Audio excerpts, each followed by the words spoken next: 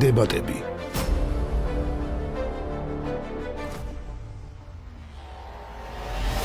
თქვენ უსმენთ და უყურებთ გადაცემას დროული კითხვები დებატები ეკა სეხნიაშვილთან ერთად. დღეს შაბათია და დისკუსიის ფორმატით მე ეკა სეხნიაშვილი წარმოგიდგენთ სტუმრებს ნიკა ობოლაძე, სანდრო რაქვიაშვილი, რევაზ კარანაძე და მერაბ ჭიქაშვილი. მაშასე ვიწყებთ დისკუსიას.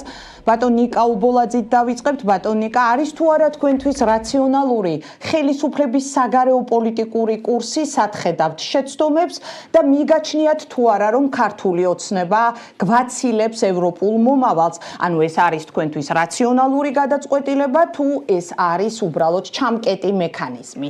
თქვენი მოსაზრებები და შემდეგ გავშალოთ. ნიკა ობოლაძე, კიდევ ერთხელ შევახსენებ, სათითაოდ წარმოგიდგენთ ყველა სტუმარს, ოპოზიციონერი პოლიტიკოსი, იურისტი და ის წარმოდგენილი იქნება დღევანდელი საზოგადოებრივ პოლიტიკური დისკუსიის ფორმატში. მოგესალმებით, მესამე სტუმრებს, მესამე მაყურებელს. ჩემი აზრით ამ შეკითხვაზე პასუხი იწყება და ესე, ხო, რა არის საქართველოს ეროვნული ინტერესები და საქართველოს საგარეო პოლიტიკა უნდა ემსახურებოდეს საქართველოს ეროვნულ ინტერესებს.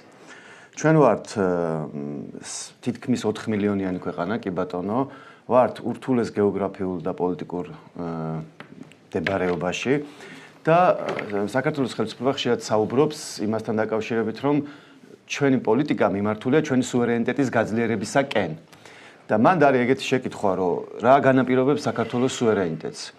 რა არის ის, რაც განაპირობებს? კი, განაპირობებს ქართული ჯარი, კი განაპირობებს საქართველოს მოსახლეობა, კი ჩვენ როგორც ერი, რომ გვინდა ვიყოთ დამოუკიდებლები, ეგ არის მნიშვნელოვანი ამბავი, მაგრამ თუ შევხედავთ ესე ის რომ პატარა ქვეყნებს აქვთ არსებობის უფლება, ის რომ მეორე მსოფლიო ომის შემდგომი წესრიგი რაც არის, რომელიც არ არის თქვათ ბოლომდე წესრიგი, შეიძლება იქ ირხვევა, შეიძლება ბევრი პრობლემა არის, მაგრამ ჯამში სუვერენიტეტს, საქართველოს სუვერენიტეტს რა განაპირობებს, თუ არის ეს შეკითხვა თუ ისმება, შეგვიძლია შევხედოთ. ქვეყნის საქართველოს ჩრდილოეთით არის ერთი დიდი ევრაზიული სივრცე, დაწყებული მინსკიდან დამთავრებული შეიძლება ვლადივოსტოკამდე, სადაც არის რუსეთის იმპერია, რომელსაც უნდა თუნდაც რომ ჩვენ შემთხვევაში გაფართოვდეს სამხრეთით და რომელსაც აქ ტერიტორიები ოკუპირებული და ჩრდილოეთიდან ნამდვილად არ არის ის სივრცე, რომელიც ზრუნავს ჩვენი სუვერენიტეტის გამტკიცებაზე და ეგ უნდა და უკრაინაში რაც ხდება, ეხლა ამაზე აღარ გავაგრძელებ საუბარს.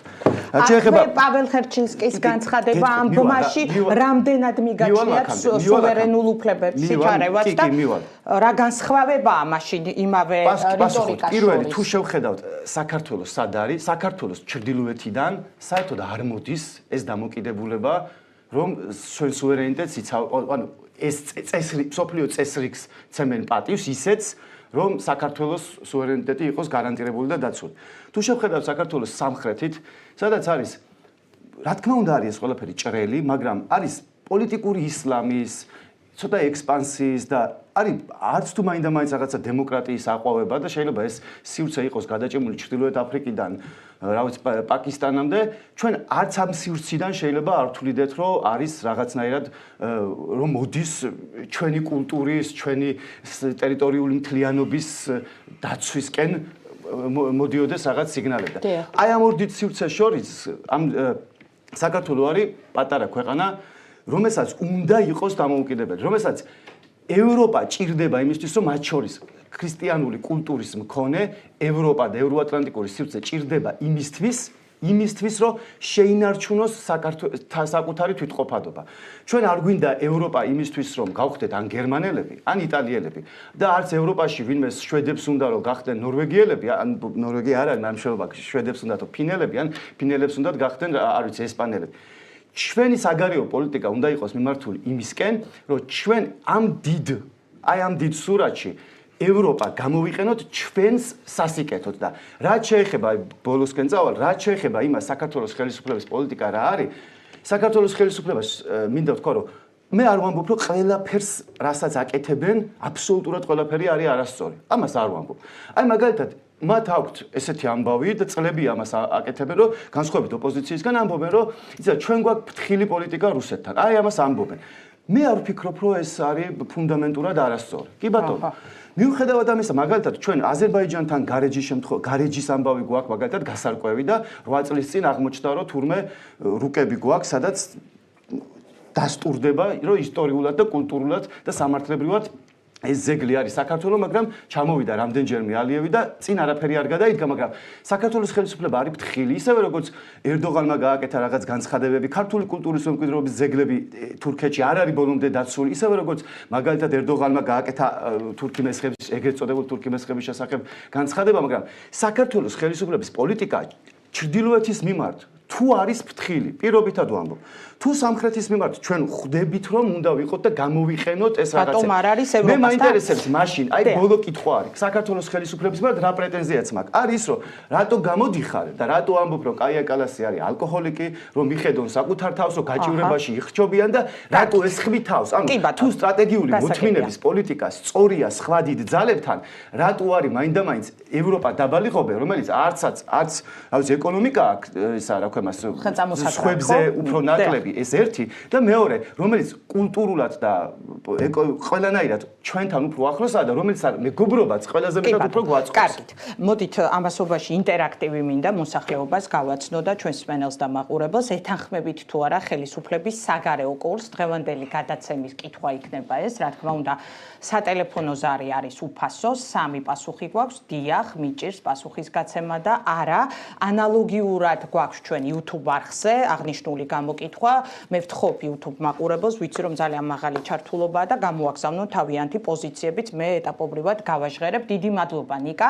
ანუ ნიკას ძირითადი შენიშვნა ხელისუფლებასთან მიმართებაში მდგომარეობს იმაში, რომ ხელისუფლება ნაკლებ სიფხიზლეს და ტოლერანტიზმს იჩენს და ასე ვთქვათ, იმ ფრთხილი პოლიტიკის კონტურებში ის ნაკლებად ფრთხილია ევროპასთან მიმართებაში. ამაზე ხელისუფლებას აქვს, ანუ იმ ადამიანებს, ვინც მართვაში უშუალოდ მონაწილეობას იღებენ, მაღალი რანგის პირებს, ხო, პრემიერს, პარლამენტის თავმჯდომარეს და ასე შემდეგ, აქვთ არგუმენტი, რომ ეს ამ თავდასხმების თავდაპირველი ადრესატები თავად იყვნენ და შემდგომ პასუხის დაბრუნება ღირსეული დამოუკიდებელი ქვეყნის იმიჯიდან გამომდინარე.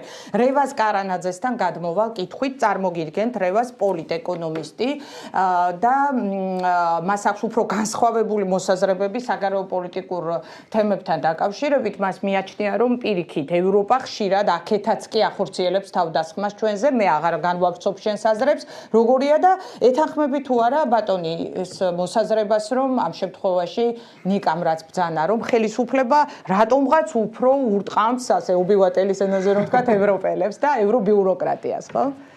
გამარჯობა ეკა, მივესალმებით თქვენს სტუმრებს, მივესალმებით თქვენს მაყურებელს, ძალიან დიდი მადლობა მოწვევისთვის და ძალიან მიხარია, რომ დებატების ფორმატში ჩვენ შეგვიძლია დისკუსია გავმართოთ იმ საჭიროებო თემებზე, რაც ძალიან აინტერესებს დღევანდელ დღეს ჩვენ ხელისუფლებას. მე მინდა ვთქვა, რომ მე სიმართლე გითხრათ არ გამოვდგები მაინც და მაინც კარგ დამცველად ხელისუფლების ზოგადად პოლიტიკის სხვადასხვა მიმართულებით, მაგრამ არის რაღაც საკითხები, რასაც ნამდვილად ვეთანხმები ბატონ ნიკას, მაგალითად ის, რომ ხელისუფლების კურსი რაღაც მიმართულებით ნამდვილად არის ფრთხილი, იქიდან გამომდინარე, რომ დღევანდელი ჩვენი გეოპოლიტიკური მოცემულობა არის საკმაოდ მძიმე. გამომდინარე იქიდან, რომ ჩვენ ვხედავთ თვითონ ეგრეთ წოდებულ კოლექტიურ დასავლეთშიც უკვე პოზიციების რღვევას, ჩვენ ვხედავთ ბრიუსელსა და ვაშინგტონს შორის, ტრამპის მთავრობასა და ფრაუ გენოციდს ურსულა ფონ დერ ლაინის შორის, რომელსაც კლერ დეილი ეძახის, ასე გამომდინარე იქიდან, რომ კლერ დეილი ღიად უჭერდა მხარს. ანუ ეს ჩემი ეს რომელიც ღიად უჭერდა მხარს თავიდან პალესტინაში გენოციდს და აქედან გამომდინარე მისი პოზიციებიც შემდეგ შეიცვალა, იქიდან გამომდინარე ევროპაში აზრის პოპულარობა გენოციდის წინააღმდეგ უფრო გაიზარდა. ახლა ის სხვანაირად საუბრობს, ასევე ჩვენ ხედავთ ძალიან განსხვავებულ დამოკიდებულებას, როდესაც თვითონ ნატოს წევრი ქვეყნები უკვე ერთმანეთის პირისპირ დადგნენ. ჩვენ გვახსოვს ტრამპის ამბიციები, რომ მას გრენლანდიის წაღება უნდოდა და ვნახეთ ევროპელებმა, რომ 13 და 12 ჯარისკაცი გაგზავნეს. შემდეგ ვნახეთ, როდესაც არალეგალური თავდასხმის შედეგად ამერიკის შეერთებულმა შტატებმა და ისრაელმა ჩაიდინეს ომის დანაშაულები ჩემის აზრით და დახოცეს მიდანში 180-ზე მეტი სკოლის მოსწავლე. რის შედეგადაც ჩვენ ვნახეთ, რომ ამერიკის შეერთებულმა შტატებმა, მოდი ვიტყვი პირდაპირ, დონალდ ტრამპს ძალიან გაუჭირდა თავისი მიზნების მიღწევა და ჩამოშლა ირანის მთავრობის. რის შედეგადაც მოითხოვა დახმარება ევროპელი ქვეყნებისგან, ევროპა ჩვენ არ დაგვეხმარავ, ის ჩვენ დახმარების ღირსი არ არის, აქედან გამომდინარე, ანუ ჩვენ რატომ უნდა ვენდოთ ამ შემთხვევაში ევროპას და გქონდეს მისი დახმარების იმედი? ძალიან დიდი რყევები არის თვითონ დასავლეთშიც, ხო? ამიტომ ჩვენ ვნახეთ, რომ თვითონ დასავლეთშიც განსხვავებული პოზიციებია, შემდეგ ვნახეთ, რომ თვითონ ევროკავშირშიც არის განხეთქილება, რომ მაგალითად ესპანეთის, ირლანდიისა და სლოვენიის მთავრობები წავიდნენ ბრიუსელის წინააღმდეგ ირანთან მიმართებაში, არა მხოლოდ ირანთან მიმართებაში, შემდეგ კონკრეტულად ნატოს ქვეყნებმა, როგორც არის იტალია და საფრანგეთიც შეუერთდნენ და ჩაკეტეს საჰაერო სივრცე ამერიკული სამხედრო თვითმფრინავებისთვის, იგივე მოხდა, იგივე გააკეთა ბულგარეთმა. ხო, აქედან გამომდინარე ეს ერთიანი პოზიცია, რაც იყო მაგალითად 5, 6 ან 10 წლის წინ საერთოდ აღარ არის დღევანდელ დღეს, ხო? იქიდან გამომდინარე, რომ ჩვენ გვაქვს ჩრდილოეთით ომი, ჩვენ გვაქვს სამხრეთით ომი და ამასობაში ის დასაყრდენი, რაც საქართველოს ეგონა იყო დასავლეთში, სინამდვილეში აღარ არის ისეთი მყარი, როგორიც იყო. ამავდროულად 20% ჩვენი ქვეყნის ტერიტორიის არის ოკუპირებული რუსეთის მიერ და ვართ უმძიმეს მდგომარეობაში. ეხლა კითხვა ისმის, რა უნდა გააკეთოს მთავრობამ ამ შემთხვევაში? რა თქმა უნდა, ჩვენი პრიორიტეტი უნდა იყოს საუბარი სუვერენულობაზე, ოღონდ სუვერენულობა უნდა გავარკვიოთ ჯერ რას ნიშნავს, იქიდან გამომდინარე, რომ მე მიხარია, რომ ბოლო 35 წლის მანძილზე პირველად ასე ვთქვათ, საჯარო თითქოს სიტყვა სუვერენულობა მთავრობის მხრიდან. იქიდან გამომდინარე, რომ ადრე იყო, რომ West is the best, რა ესეთი მიმართება, რომ დასავლეთი არის საუკეთესო და ყველაფერი უფრო მწვანე არის ბორცვის მეორე მხარესო, ხო, ბალახზესით გამოთქმა არის ინგლისური. რაც იმას ნიშნავს, რომ შევალთ ევროკავშირში და ყველაფერი აშენდება. თუმცა ჩვენ ვნახეთ ბევრი სხვადასხვა ქვეყანა, რომელიც შევიდა ევროკავშირში, ჩვენ ვნახეთ, რომ მათ ვერ მიიღეს ვერც ის ეკონომიკური ბენეფიტები, რადგან მათ ეგონათ, რომ ბრიუსელი ყველაფერს გაუკეთებდა და თავის თვითონ ხელით განძრევა არ მოუწევდა. ძირითადად ეს არის აღმოსავლეთ ევროპის ქვეყნები, როგორც არის ბულგარეთი, რუმინეთი, უნგრეთი და სლოვაკეთი. და აქედან გამომდინარე, ხშირად მათ შორის ორბანიც, მათ შორის მაგდიარიც, მათ შორის დღევანდელი არჩევნების შემდეგ ევროსკეპტიკური მთავრობა მოვიდა ბულგარეთში, ასევე ფიცო ევროსკეპტიკური მთავრობები. ხო, ის იქიდან გამომდინარე, რომ ზედმეტად იყო შეფასებული ის დაპირებები, რა ბენეფიტებსაც ევროპა მოუტანდა. და ამავდროულად არ დაგვაუწყდეს ჩვენ, რომ ევროპა არ არის უსაფრთხოების გარანტი, ეს არ არის სამხედრო ალიანსი. და ამავდროულად თუ ჩვენ გვინდა რომ რუსეთისგან ვიყოთ დაცულები, ჩვენ ვნახეთ რომ რუმინეთის არჩევნებში ევროპა პირდაპირ აბრალებდა რუსეთს არჩევნებში ჩარევას, თუმცა შემდეგ რუმინეთის სპეციალურ სამსახურებმა გამოიკვლიეს და ნახეს რომ ეს ასე არ ყოფილა, ხო? და არჩევნები გაუქმდა. აქედან გამომდინარე ძალიან ბევრი პრობლემები არის თვითონ ევროპაში დღევანდელ დღეს, ჩვენ ხედავთ სტაგნაციას, არაერთიან პოზიციებს, ევროპული ეკონომიკის კვლავ დამოკიდებულებას რუსეთზე და სამაგფაში რუსული საწვავის ყიდვაზე, ჩვენ ვნახეთ ჩაკეტილი ჰორმუზის სრუტე ჯერ ირანმა ჩაკეტა, ახლა ტრამპი ამბობს რომ მე ჩავკეტე გარედან კიდევ ჩვენ ხედავთ რომ მათი მოკავშირეები რომელიც როგორებიც არის იაპონიას იმპერია და სამხრეთ კორეის რესპუბლიკა დამოკიდებული არიან თავიდან ბოლომდე ძირითადად 90-70% იმ საწვავზე რომელიც მოდის ახლო აღმოსავლეთიდან კერძოდ სპარსეთის ყურიდან და აი ამ მოცემულობაში რა უნდა ვაკეთოთ ხო ეს არის ძალიან მნიშვნელოვანი შეკითხვები ჩვენ ასევე არ დაგვავიწყდეს რომ ჩვენ 35 წელია ვაკაკუნებთ ნატოს და ევროკავშირის კარზე ნატოს იდეა უბრალოდ დაუნთავროთ შეიძლება ნატოს იდეა ჩვენთვის იყო ის რომ მე დავიბადე 1991 წელს უნივერსიტეტიდან ჩვენ რომ დამოუკიდებლობა მივიღეთ 26 მაისთან თან მე მახსოვს რომ მთელი ჩემი ბავშვობა იყო იდეა ის რომ აი ნატოს შევალთ და ჩვენ ვიქნებით დაცული რუსეთის ფედერაციისგან სამწუხაროდ ჩვენ გამოვიარეთ 2008 წელი რომელიც ძალიან მწარედ მახსენდება მე ჩვენ ვერ მივიღეთ ვერაფერი ნატოსგან ჩვენ გავგზავნეთ ნატოს ომებსა და ნატოს მიერ არალეგალურ ოკუპაციებში, რასაც მილიონი ადამიანი შეეწირა ირაკში, ჩვენი ჯარისკაცები, არაფერი არ მივიღეთ ამ ხარკის გადახდით. ჩვენ გავგზავნეთ ავღანეთში ჩვენი ჯარისკაცები, სადაც 3000 დისლოცირებული ჯარისკაცი ყავდა, როგორც გერმანიას, რომელიც არის ნატოს ერთ-ერთი მთავარი წევრი, 83 მილიონია ჩვენგან განსხვავებით მოსახლეობით და მაინც არაფერი არ მივიღეთ. მოგწეს მაბზე უფრო უკეთესი, ხო?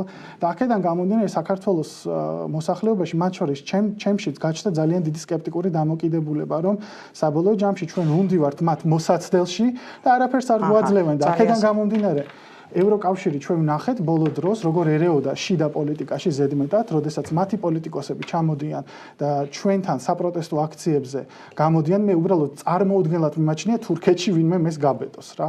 და აქედან გამომდინარე ვფიქრობ, რომ ევროპას ძალიან ზედმეტი მოზდის ჩვენ ქვეყანასთან მიმართებით და თავის თავს ესვრის ფეხში და როდესაც კავკასიის აი CRC-ის კვლევა გამოქვეყნდა, ნახეთ რომ ევროკავშირისადმი დამოკიდებულება 17%-ით შემცირებულია და ეს თავისთავად ასახავს მათ უარყოფით პოლიტიკას. მადლობა ძირითადი გზავნილები 35 წელია ვაკაკუნებთ ნატოს კარზე ამ თითქმის ამდენივე ევროკავშირის მოსაცდელში გვეუბნებია რომ აქ გეოგრაფია თანაც სუვერენულ უფლებებში უხეშ ჩარევაზე უკვე ხელისუფლებაც საუბრობს იმავე ხერჩენსკის განცხადებაზე მე მახსოვს თქვენი პოზიციები რომ მაშინ ვინ უნდა ყვავდეს მეგობარი ხომ არის თუ არა ლეგიტიმური ხელისუფლების წუხილები რომ ევრობიუროკრატიის შენიშვნები მათი მისამართით უსამართლოა ალექსანდრე რაქვიაშვილი გირჩის ერთ-ერთი ლიდერი პარლამენტის ყოფილი წევრი გაგვაცნობს თავის პოზიციებს მადლობა რომ მოგწანთ ისეთი შესაძლებელი იყო რომ დაიქცა დასავლეთი და ევროპა და რა გვეშველება და ეს რაღაც ესეთი აპოკალიფტური აღწერა ხოლმე რომ აი დასავლეთი რეალისტური აღწერა 35 წელია ვაკაკუნებთ ხა რატო აპოკალიფტური აი ეს სტანდარტული ეს არის აი ყველა მემარცხენე რაღაც ანტიდასავლელის ტიპური გამოსვლა როცა ბატონ რეზოს მოსაზრებას გვაქვს მე-19 საუკუნეში მოყოლებული როგორც კი აი როგორც კი ნაციზმის და სოციალიზმის ეს პირველი თქო გავრცელება მოხდა, ვინც დასავლეთს ებრძოდა, მაშინ ეს უფრო დასავლეთი იყო, ვიდრე დღეს არის გერმანელი, მაგალითად ებრძოდა ინგლისს. იგივე სიტყვები, რომ ეს დასავლეთი გარყვნილია, ეს რაღაც სუდია, ეკონომიკა ინგრევა, გადაშენდა და ჩვენ ეხა რაღაც სხვა არჩევანი უნდა გავაკეთოთ და შემდეგ და აი ეს უბრალოდ ვინმე რამე ოდნავ ისტორია თუ იცის, საბოლოო ჯამში ხდება, რომ აი ეს ერთი და იგივე სიმღერა, რომელსაც არანაირი შინაარსი არ აქვს, გარდა იმისა, რომ ხალხს დააჯეროს, რომ მონობა უკეთესი. იმიტომ რომ მთელი სამყარო საბოლოო ჯამში ორ ნაწილად არის შეიძლება პირობითად დავყოთ. არის რაღაც მონათმფლობელური რეჟიმები, რაღაც ყველაზე ახლოს იდეალთან ამ შემთხვევაში ჩრდილოეთ კორეა შეიძლება იყოს და ზოგადად კომუნისტური ქვეყნები და შედარებით თავისუფალი ქვეყნები, შვეიცარია ვიყოთ, ამერიკის შეერთებული შტატები, სადაც ადამიანს რაღაც ტიპის ავტონომია აქვს, სადაც სხვა ადამიანები არ ერევიან. და საბოლოო სულ ამაში არის არჩევანი. საით მივდივართ, გვინდა უფრო თავისუფალ საზოგადოებაში ვიცხოვროთ თუ მონათმფლობელობა. მე არ ვარ, მე დარწმუნებული ვარ, რომ ჩვენ საზოგადოებაში არის ხალხი, ვისაც მონათმფლობელი უნდა. ზოგადად გავრცელებული ამბავია, როცა მონებს მონობა მოსწონს ხოლმე და ამიტომ ეხლა არ შევალ ფსიქოლოგიურ აღწერაში ამის. მოიცა ვინც არ ირჩევს ევროკავშირს, ის აპრიორი მონაა, ბატონო. მე ხა თუ შეიძლება ახსნით, რომ თქვენ არ იჩქაროთ და ძალიან შორს მომავალი დასწრები უსწრაფად არ გააკეთოთ, იმიტომ რომ მაგრამ ზოგადად ვინც ირჩევს ჩინეთს, რუსეთს, ის ირჩევს მონათმფლობელობას. ხო და ვინც მონათმფლობელობას ირჩევს, ორი ვარიანტია ხოლმე. ან იმას აქვს იმედი, რომ თვითონ გახდება მონათმფლობელის ადგილზე დადგება და თანაშემწე იქნება მისი, ან თვითონ მონაა და მოსწონს, ასეთებიც არსებობს. მაგრამ საბოლოო ჯამში რუსეთის, ჩინეთის და ასე შემდეგ არჩევანი როგორ არის ხოლმე წარმოჩენილი ჩვენ საზოგადოებაში? დღე-დღე მოგვიყვებიან რა საშინელება ხდება ევროპაში, როგორ გაიზარდა უმუშევრობა, როგორ გეები uteben ვიღაცას, იქ რაღაც ბავშვი მოკლეს, იქ რაღაც აფეთქდა, დაიგრა, იჭხუბეს, გადახოცეს და სინამდვილეში რუსეთზე რამდენი გაიგეთ რომ რა რუსეთზე ჩელიაბინსკს გვაძახებენ და დაგრეულია იქ ყველაფერი და იქ არავისი უფლება არ არის და მეორე მხარე არ შემოწმდინოთ მე იმ ხალხზე ვსაუბრობ ვინც აი ამ ევროპაში კატასტროფას რო ხედავს რამდენი ბოროტება დაინახეს რუსეთში რამდენი ბოროტება დაინახეს ჩინეთში წამოგინეთ აი ჯოჯოხეთია მოწყობილი. არა ადამიანური რეჟიმებია. ადამიანს საერთოდ პატივს არცემენ როგორც არსებას. და მაგრამ ამას არ მოისმენთ. და ჩვენი პროპაგანდა, იმიტომ რომ ეხა ადამიანს ვფიქრობ უთხრით რა მონობა უნდა შემოგთავაზო და მონობა შეგიყვანო ეს რაღაც არ იმუშავებს. და ჩვენ როცა ამ მონათმფლობელობის პირობებში ცხოვრობდით საბჭოთა კავშირში მაშინ ყველას უდიდეს ნაწილს ისეაც ესმოდა რომ ეს ცუდი რეჟიმია. ჯერ კი 90-იან წლებში ხალხი ვიღაცა გარბოდა, ვიღაცა ჩუმჩუმა დოლარებს აგროვებდა, რომ რამე იქნება გვეშველოს და დაინგრა ეს სისტემა. და რომ დაინგრა, ამიტომაც არ იყო ეს მიღებული მე პრორუსი ვარ და რუსეთი მომწონს იმ ჩვენ ქვეყანაში. მიუხედავად ის რომ მაგალითად ძალიან ბევრი ადამიანი რუსეთში ცხოვრობდა, ჩემი შოულებს რუსეთში წავიდნენ 90-იან წლებში. იმიტომ რომ ყველა ხვდებოდა რა ბოროტება იყო ეს. მაგრამ ხო იცით კომუნიზმი და სოციალისტები არიან ან გაუნათლებლები ან ძალიან დაბოღმილები სამყაროზე და არ გვინდა ეს ახლა ცოტა ისეთი განცხადება ჰომოფობური არა საყოველთაო ცნობილი ფაქტები ევროპაში რო იყვნენ ესეთი ბატონ სანდრო საუკუნეები არსად არც ერთ კონტინენტზე არ ყოფილა ნუ გადახტები რუსეთში არის ხო ადამიანების გამოფენა შავკანიანი ადამიანების გამოფენა მე-10 საუკუნეებში ჩავიდეთ და მე-20 საუკუნეში იყო ლაპარაკი სეგრეგაცია სად იყო ამერიკის საქართველოს ისტორიის ცოდნაზე თუ გვაქვს პრეტენზია ნერვიულობ არ ნერვიულობ თქვენ იცით რა არის კი ჩაგიკითხოთ ჩინეთს და რუსეთს რა კატეგორიით ადარებთ ერთმანეთს ჩინეთი არის სოციალისტური კატასტროფულ აღწერას როგორ დაერხა და დასავლეთს მოდი მე ჩემთვის რეალობაზე ვსაუბრობ და თქვენი პრობლემა ის რომ იდეოლოგიურად ხარ ბოდიში არ დაჭერე მაგრამ არ გამოვა ესე თქვენ დროში ბატონო სანდრო უბრალოდ თქვენ სიტყვაში შეურაცხყოფა უნდა მიახეროთ მოსახლეობის ნაწილს ანუ თქვენი აზრით მაპატიებელია თქვენი აზრით აზრი დავასრულებინოთ სანდრო რა ქვია თქვენ მონაუწოდეთ ბევრ ადამიანს და მათ შორის მონაუწოდეთ იმათ ესე იგი ვინც გირჩ სამომრჩეველი არ არის თქვენი ლოგიკით არა არის გირჩი არ ხსენებია არ შეგაწყვეტინოთ მაგრამ თქვენს რო ამბობთ ისტორია ვინც ისტორია თქვენ ნაწილში მე მივეცი შენიშვნა და თქვენ ნაწილში ბატონო შეურაცხყოფას ნუ მიაყენეთ შეურაცხყოფას არავის არ ვახერხებ როგორ არა ეხლა მიაყენეთ მომისმენთ რომ ჯერ არ გაგიგიათ რა ვთქვი და არ გამიგია ბატონო რეზისტანტ ჩვენ შეგიძლია თქვენ სტუმრები რაღაცა ჩვენ გასაჩუმებლად არა ვარ მე ბოდიში მოვიხადე უბრალოდ არა თქვი მოვისმინე ნაწილში გაიცით ნუ ზოგადად კი ხახმა გამოიტანა კი კარგი აღარ გვინდა რეპლიკები არ გვინდა კი დისკუსია არის ნორმალური მესმის მაგრამ თქვენთვის არის საბედნიერო თქვენთვის და სიმაგის გაგება ხოლმე არ გვინდა ბატონს არა ქვენს ნაწილებში ხო არ გადაწყვეტინათ ბატონესო გთხოვ შეურაცხყოფა არ უნდა მოეხერხოთ ჩვენ არ ვსაუბრობთ კარგი თქვენ ნაწილში გაიცით პასუხი მე ვუთხარი და განმარტება გაკეთა არ არის შეურაცხყოფა კაცმა კი ბატონო გავაგრძელოთ მაგრამ მე გვერახიკავს როგორ დადგინდება კარგი კი თქვენ ბატონესო თქვენ ნაწილში მესმის თქვენი სოფელი მაგრამ თქვენ გონიათ რომ გირჩი ხართ ყველაზე ჭკვიანი მაგრამ თქვენ ხართ ჩარჩენილები არ გვინდა კარგი ერთმანეთში და იმავე ბრალდებებს წავყენებ კარგი ბატონო სადაც ცხოვრების დონით 800 მილიონი ადამიანი ამოვიდა სიგარეტიდან და სადაც ადამიანებს შეუძლიათ შეცვალოს პოლიტიკა და ვერ შეუძლიათ შეცვალონ პოლიტიკას ეშმაკი რო ჯვარს დაინახებს ისე არის ეგ თქვენზე არის ალბათ კი ბატონო მადლობა ლიბერტარიანებს გიყვართ ხოლმე იდეოლოგიურ ჩარჩოებს ვერ გაცდებით დაინახავთ ხოლმე ციფრა დაიწყო დისკუსია თქვენ არ შეგიძლიათ გასცოთ რომ გირჩი ხართ რადიკალები ვერ პასუხობს იმიტომ რომ გადავარდა იდეოლოგია მიკროფონს გაგიჩიშათ ბატონებას კი ბატონო დიქტატორული მეთოდი მაგრამ გეთახმები ესე იგი დიქტატორიც გიწოდეთ მე ვარ ამ სტუდიაში დიქტატორი გინევა წესები შეგიძლიათ დარჩეთ კარგი ბატონ სანდრო კარგ რაღაცას ამბობს მოვუსმინოთ კაც თავისი აზრი დავასრულებინოთ ხო მაგისთვის ვართ ყველა თქვენგან წინააღმდეგობრივია მესმის მაგრამ მოდით ერთმანეთს პატივით ისე ჩამოვყალიბა რომ შეურაცხყოფა არავის არ მიეყვანა კარგი გავიგე მაგრამ გადავიდა სხვა სიფრთხეზე გაშალა უფრო დისკუსია და ისტორია უნდა ვიცოდეთ უკეთესად ბატონო სანდრო პრეტენზია რაც აქვს რაღაცა მივშვიდათ ბატონო ეცადეთ თქვენ ახლა ხართ მოდაში გირჩი ახალგაზრდებში კარგი კი ბატონო ძალიან მაღალი რეიტინგი გვაქვს მაგრამ ამის ხარჯზე არ მინდა გავაგრძელოთ კარგი დავიხმარო თქვენ რეიტინგს არა პრობლემა მაგრამ ესე იგი დაასრულოს აზრი და გიუყვას დავასრულოთ ნუ გავხსნი უბრალოდაც რა ისე მე ვახსნე რომ სოციალიზმი გაუნათლებლობის ამბავი არის პირველ რიგში ან რაღაც მორალური პრობლემების, როცა ადამიანს საბაისო მორალური რაღაც ღირებულებები არ გააჩნია. კარგით, ბატონო რეზო, ევროპაში მოდათმობელობა არ იყო, ნუ რას მელაპარაკებია, ესე მე-20 საუკუნეში. არ სეგრეგაცია ამაზე, ვუპასუხე მე ხომ, ეხლა ვაცალოთ აზრის დასრულება. რუსეთსა და ჩინეთს შორის რა არის საერთო ეკონომიკურ სისტემაში?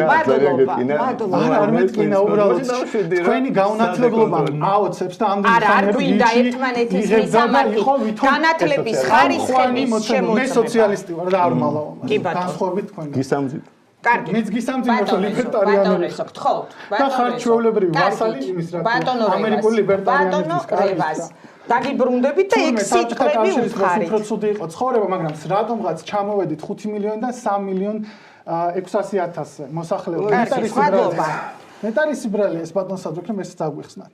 თქვენი ყოვლის მომცველი განათლება. კარგით. და გირჩის იდეოლოგიური პრინციპში უკვე უთხარით თქვენი სათქმელი და ვაცადოთ ახლა და არგუმენტები მოისმინეთ იმისთვის არგუმენტები უნდა მოვისმინოთ, ოღონდ ისეთი რომ შეფასებითი არ არის. ბატონეზო, გეხოცეთ გირჩი ამას ვერ გაცდება ძვირფას მაყურებელო.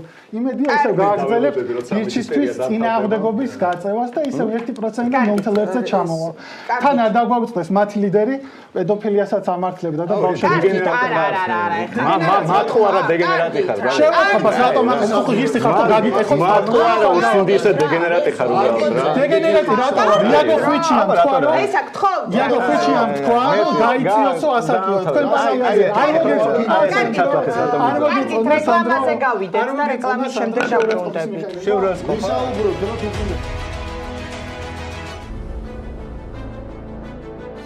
დროული კითხვები ეკა სეხნიაშვილთან ერთად დებატები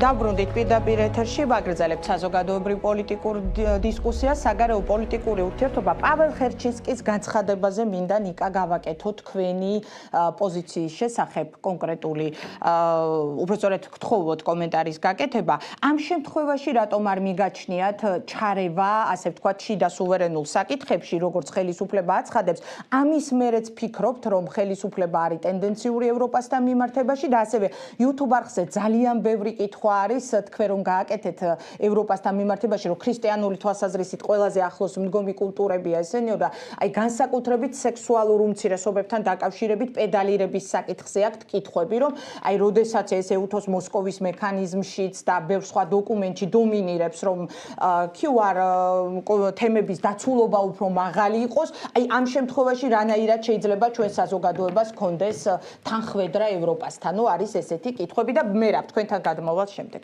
კი ბატონო. რუსეთის საკითხთან. პირველ რიგში მე ვთქვი ევროპაზე რომ ეს არის ქრისტიანული კულტურის მქონე სივრცე და ჩემი აზრით რაც ვთქვი განსხვავებით იმისგან რაც ხდება ჩვენს ჩრდილოეთით ან რაც ხდება ჩვენს სამხრეთით ამ დიდ სივრცეებს შორის იმისთვის რომ ჩვენი კულტურული იდენტობა, ჩვენი ენა, ჩვენი ტრადიციები შევინარჩუნოთ და განვითარდეთ ამისთვის ჩემი აზრით მეთქი ეს არის რაღაცა ჩემი პოზიცია და ვფიქრობ რომ ქართველი ხალხის არჩევანიც ეგ იყო და ეგ არის რომ ევროპასთან დაახლოება და ევროპის გამოყენება მათ შორის ჩვენი იდენტობისთვის და ჩვენი გადარჩენისთვის და ჩვენი ეკონომიკური წინსვლისთვის არის მნიშვნელოვანი. რაც შეეხება იმის იქით სუვერენიტეტის საკითხს, მათ შორის ჰერჩინსკიზე, რასაც მეკითხებით, არ არსებობს აბსოლუტური სუვერენიტეტი დედამიწაზე, ქვეყნებს უწევთ ერთმანეთის გათვალისწინება. ისევე როგორც ევროკავშირში გაწევრიანება შეიძლება ნიშნავდეს საკუთარი სუვერენიტეტის შეზღუდვას, მაგრამ ასევე შენი სუვერენიტეტის გავრცელებას დანარჩენ 27 ქვეყანაზე. და არც იმაზე საუბარი რომ მე ვაპირებ, რომ აქ ვისაუბრო რაღაც აბსოლუტურ პრიმატზე და იმაზე რომ თითქოს დასავლეთი არის აბსოლუტურად ერთიანი, ყველაფერი იქ 64-ია და ასე შემდეგ. ანუ დედამიწაზე 64 არ არსებობს. არსებობს უბრალოდ საქართველოს ინტერესი რა არის და ამ საქართველოს ინტერესიდან გამომდინარე ჩვენ რა პოლიტიკა უნდა გქონდეს. ამიტომ მე რასაც ვამბობ, ეს კი არაა რომ ჩვენ უნდა გქონდეს ის პოლიტიკა რომ აი ჩვენ უნდა ვადიდებდეთ ან რაღაცა დასავლეთსა ჩვენ უნდა ვცხოვრობდეთ იმის დასავლეთისთვის პირიქით. სად ვცხოვრობთ, უნდა შევხედოთ, რა გვინდა, უნდა შევხედოთ, საით მივდივართ, უნდა შევხედოთ და ამის მერე უნდა ვთქვათ, რა პოლიტიკა უნდა გქონდეს. ამიტომ მე არც იმის მოწინააღმდეგე ვარ, რომ მაგალითად ეკონომიკური კავშირი. შეუძლებელია ვიყო მოწინააღმდეგე, რომ ეკონომიკური კავშირები გქონდეს ჩინეთთან. ისევე როგორც მაგალითად თავისუფალი ვაჭრობა ჩინეთთან არის სწორი, ისევე როგორც გეუბნებით, რომ ის რომ მაგალითად ტურისტები, ანუ უვიზო მიმოსვლა გახსნა ხელისუფლებამ ჩინეთიდან და ის რომ ტურისტებს შეუძლიათ ჩამოსვლა არის სწორი. უფრო მეცაც გეტყვით ჩინეთმა ბოლო 10 წლეულებში აი მშენებლობის, გვირაბების მშენებლობის, ხიდების მშენებლობის კუთხით, გზების მშენებლობის კუთხით მნიშვნელოვანი გარღვევა მოახდინა. რაღაც დაიხვეწა ტექნოლოგიები, გაიაფთა ტექნოლოგიები და მაგრამ მაინც არ მიგაჩნიათ რომ ადამიანის უფლებების დაცვით. შეხედეთ, არა, მე ვამბობ რომ ის რაც შეიძლება ჩვენ გამოვიყენოთ ჩინეთთან ურთიერთობაში და ეს არის ჩვენი ეკონომიკის განვითარება, ჩვენთან ინფრასტრუქტურის გაუმჯობესება, რაღაცა ინოვაციების ან იაფი ტექნოლოგიების შემოტანა შედარებით დიაფილ და ხარისხიანი ტექნოლოგიების შემოტანა ჩვენ ეს უნდა გამოვიყენოთ. ანუ აქ საუბარი არ არის იმაზე რომ რაღაც ბავშვებივით გავიბუტოთ, ეს კარგია, ეს ცუდია, ის გვინდა, ეს ანუ ესე ვთქვა და ჩვენ ესე ევროპის ხარეს ვართ და ეხა ჩხუბი მოგვინდეს. ანუ ეგრე კი არ არის. ჩვენ აქ ვართ გეოგრაფიულად ვერსად ვერ წავალთ და ეხლა უნდა ვიფიქროთ იმაზე, როგორ უნდა ავიცილოთ საფრთხე რუსეთიდან, როგორ უნდა ავიცილოთ თუნდაც კულტურული და თუნდაც პოლიტიკური საფრთხე, რაც მოდის სამხრეთიდან, დავაზღვიოთ ეს რისკები, როგორ გამოვიყენოთ თუნდაც ჩინეთიდან მომავალი ინვესტიციები იქნება თუ ტექნოლოგიები, მაგრამ ჯამში, რაც მე მიმაჩნია, არის ის, რომ საქართველო თავისი კულტურით, თავისი ისტორიით უნდა იყოს ევროპის ნაწილი. და ის რომ ევროპა არის ჭრელი, ის რომ ევროპაში შეიძლება არის სხვადასხვა პოზიციები, ეგ საერთოდ შეიძლება ბევრი ვაკრიტიკოთ რაღაც კონკრეტულ საკითხებზე, ეს საერთოდ არ ცვლის გლობალურად იმ სურათს, რა საით უნდა წავიდეს საქართველო. საქართველო უნდა იყოს ევროპის ნაწილი, ხოლო დანარჩენ სივრცეებთან მიმართებით უნდა გქონდეს ფრთხილი პოლიტიკა და ჩვენი ინტერესებისთვის ვიღოთ. მადლობა ნიკა თქვენი პოზიციისთვის. მერაბ ჯექაშვილთან გადავინაცვლებ. მადლობა ბატონ მერაბ, საქართველოს დაღის დამფუძნებელი, ყოფილი პოლიტპატიმარი და მსახიობი საზოგადოებისთვის ცნობილი.